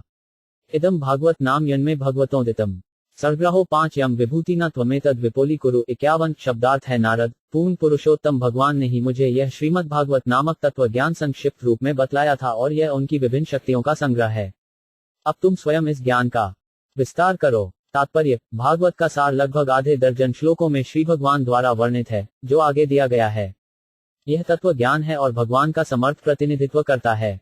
परम होने के कारण यह श्रीमद् भागवत तत्व ज्ञान से अभिन्न है। ब्रह्मा जी को यह ज्ञान सीधे भगवान से प्राप्त हुआ, जिसे उन्होंने नारद को सौंपा। फिर नारद ने श्री व्यासदेव से उसे विस्तार करने का आदेश दिया। अतः परमेश्वर का दिव्य ज्ञान संसारी झगड़ालू व्यक्तियों द्वारा कपोल कल्पित नहीं है, वरन यह शुद्ध, शाश्वत, संपूर्ण एवं तीनों गुणों की सीमा से परे है। इस प्रकार भागवत पुराण दिव्य वाणी के रूप में भगवान का साक्षात अवतार है। अतः मनुष्य को चाहिए कि वह इस ज्ञान को भगवान से ब्रह्मा, ब्रह्मा से नारद, नारद से व्यास, व्यास से शुकदेव, शुकदेव से सूत गोस्वामी की श्रृंखला में चली आ रही शिष्य परंपरा में भगवान के प्रामाणिक प्रतिनिधि से प्राप्त करे। वैदिक वृक्ष का पकक व फल अचानक ऊंची शाखा से पृथ्वी पर गिरकर टूटे बिना एक हाथ से दूसरे हाथ में जाता रहता है। अतः जब तक उपर्युक्त परंपरा के प्रामाणिक प्रतिनिधि से इस तत्व ज्ञान को नहीं सुना जाता, तब तक मनुष्य इस ज्ञान को समझ नहीं सकता। इसे उन व्यवसाय भागवत वाचकों से नहीं सुनना चाहिए जो श्रोताओं की इंद्रियों को तुष्ट करके जीविकोपार्जन करते हैं। यथा हरो भगवती नृणा भक्तिर भविष्यति सर्वात्मनरिबलाधारे इति सज्जुल्प्य वर्ण्य। 52 शब्दार्थ तुम इस भगवत ज्ञान का संकल्प पूर्वक इस विधि से वर्णन करो, जिससे कि सभी मनुष्य, प्रत्येक जीव के परमात्मा तथा समस्त शक्तियों के आधार स्वरूप भगवान हरि के प्रति दिव्य भक्ति उत्पन्न कर सकें। तात्पर्य, श्रीमद् भागवत भक्ति तथा पूर्ण पुरुषोत्तम भगवान के साथ मनुष्य के संबंध की वैज्ञानिक प्रस्तुति का दर्शन है। कलियुग के पूर्व भगवान तथा उनकी शक्तियों को जानने के लिए इस प्रकार के ज्ञान ग्रंथ की आवश्यकता नहीं थी, लेकिन कलियुग के आरंभ होते ही मानव समाज धीरे धीरे पापाचार यथा परसत्री से अवैध संबंध, मादक द्रव्य सेवन, द्यूत क्रीड़ा तथा अनावश्यक पशु हिंसा से प्रभावित होने लगा। इन आधारभूत पाप कर्मों के फलस्वरूप मनुष्य ईश्वर के साथ अपने शाश्वत संबंध भूलने लगा। इस तरह मनुष्य जीवन के परम उद्देश्य के प्रति एक प्रकार से अंधा हो गया। जीवन का परम उद्देश्य गैर जिम्मेदार पशुवत जीवन अर्थात आहार, निद्रा, भय तथा मैथुन, इन 4 पाश्विक कृत्यों में कृत्रिम ढंग से लगे रहना नहीं है। इस प्रकार अविद्या के अंधकार में ग्रस्त अंधे मानव समाज के लिए श्रीमद् भागवत वस्तुओं को उचित परिप्रेक्ष्य में दखने हेतु दीपक का कार्य करता है। अतः तत्व ज्ञान के वर्णन की आवश्यकता आरंभ से या परिवर्तनशील सृष्टि के आदिकाल से ही हुई। जैसा कि हम पहले कह चुके हैं, श्रीमद् भागवत का प्रस्तुतिकरण इतना वैज्ञानिक है कि कोई भी निष्ठावान छात्र इसे ध्यानपूर्वक पढ़ करके या प्रामाणिक वक्ता से नियमित रूप से सुनकर भगवदू ज्ञान को समझ सकता है। इस युग में मानव समाज के सभी लोग जीवन सुख के पीछे इतने दीवाने हैं कि अंधकार में रहने के कारण उन्हें इतनी भी दृष्टि प्राप्त नहीं है कि वे जाने कि श्री भगवान ही समस्त सुख के आगार हैं, क्योंकि वे प्रत्येक वस्तु के परम स्रोत हैं। जन्माद्यस्य यतः भगवान को भक्ति के द्वारा ही अबाध सुख की पूर्ण उपलब्धि संभव है और उन्हीं को संगति से हम इस दुखमय संसार से छुटकारा पा सकते हैं। जो लोग इस भौतिक जगत का सुखोपभोग करना चाहते हैं, वे भी श्रीमद् भागवत के महान ज्ञान की शरण ले सकते हैं और अंत में सफलता प्राप्त कर सकते हैं। अतः नारद को उनके गुरु उपदेश देते हैं, या यह कहें कि आदेश देते हैं कि वे इस ज्ञान को संकल्प के साथ व्यवस्थित ढंग से प्रस्तुत करें। नारद जी को जीविकोपार्जन हेतु भागवत के सिद्धांतों का उपदेश देने के लिए कभी नहीं कहा गया, वरन उनके गुरु ने आदेश दिया कि इसे गंभीरतापूर्वक प्रचारक को भावना से ग्रहण करें। माया वर्ण्यतो 5 मुष्यई शिरस्थानुमोक्ता शृण्वत श्रद्धया नित्यम मायात्मा न मोहाति। 73 शब्दार्थ विभिन्न शक्तियों से संबंधित भगवान के कार्यकलापों का वर्णन, उनकी प्रशंसा तथा उनका श्रवण परमेश्वर की शिक्षाओं के अनुसार होना चाहिए। यदि नियमित रूप से श्रद्धा तथा सम्मान पूर्वक ऐसा किया जाता है, तो मनुष्य निश्चित रूप से भगवान की माया से उबर जाता है। तात्पर्य, किसी विषय का गंभीर ज्ञान मनचले लोगों के भावों से सर्वथा भिन्न होता है। ये मनचले या मूर्ख लोग बहिरंगा शक्ति के प्रसंग में भगवान के कार्यकलापों को व्यर्थ मानकर अपने को झूठ मूठ भगवान की अंतरंगा शक्ति में उच्च स्तर पर सम्मिलित बता सकते हैं, किंतु सत्य तो यह है कि भगवान की बहिरंग तथा अंतरंगा शक्तियों से संबंधित कार्यकलाप समान खपस श्रेष्ठ हैं। दूसरी ओर, जो भगवान की बहिरंगा शक्ति के चंगुल से अभी तक छूट नहीं पाए, उन्हें बहिरंगा शक्ति के प्रसंग में भगवान के कार्यकलापों का नियमित श्रवण कराना चाहिए। उन्हें मूर्खतावश रासलीला जैसे अंतरंगा शक्ति के कार्यकलापों से नहीं आकर्षित होना चाहिए। सस्ते कथावाचक भगवान की अंतरंगा शक्ति के विषय में अत्यंत उत्साह दिखाते हैं और भौतिक सुखोपभोग में मग्न छद्मभक्त गलती से मुक्त जीव की अवस्था पर पहुंचना चाहते हैं और इस प्रकार बहिरंगा शक्ति के चंगुल में बुरी तरह आ फंसते हैं। इनमें से कुछ एक का विचार है कि भगवान की लीलाओं के श्रवण का अर्थ है गोपियों के साथ उनके कार्यकलाप या गोवर्धन धारण जैसी लीला के विषय में सुनना। उन्हें भगवान के पुरुषावतारों जैसे स्वांश विस्तारों से तथा भौतिक जगत की सृष्टि, पलन तथा संहार जैसी लीलाओं से कोई सरोकार नहीं रहता। किंतु प्रबुद्ध भक्त जानता है कि भगवान की लीलाओं में, चाहे वह रासलीला हो, चाहे सृष्टि की उत्पत्ति, पालन या संहार, कोई अंतर नहीं है। अपितु पुरुषावतारों के रूप में भगवान के कार्यकलापों का वर्णन उन पुरुषों के लिए है जो बहिरंगा शक्ति के चंगुल में हैं।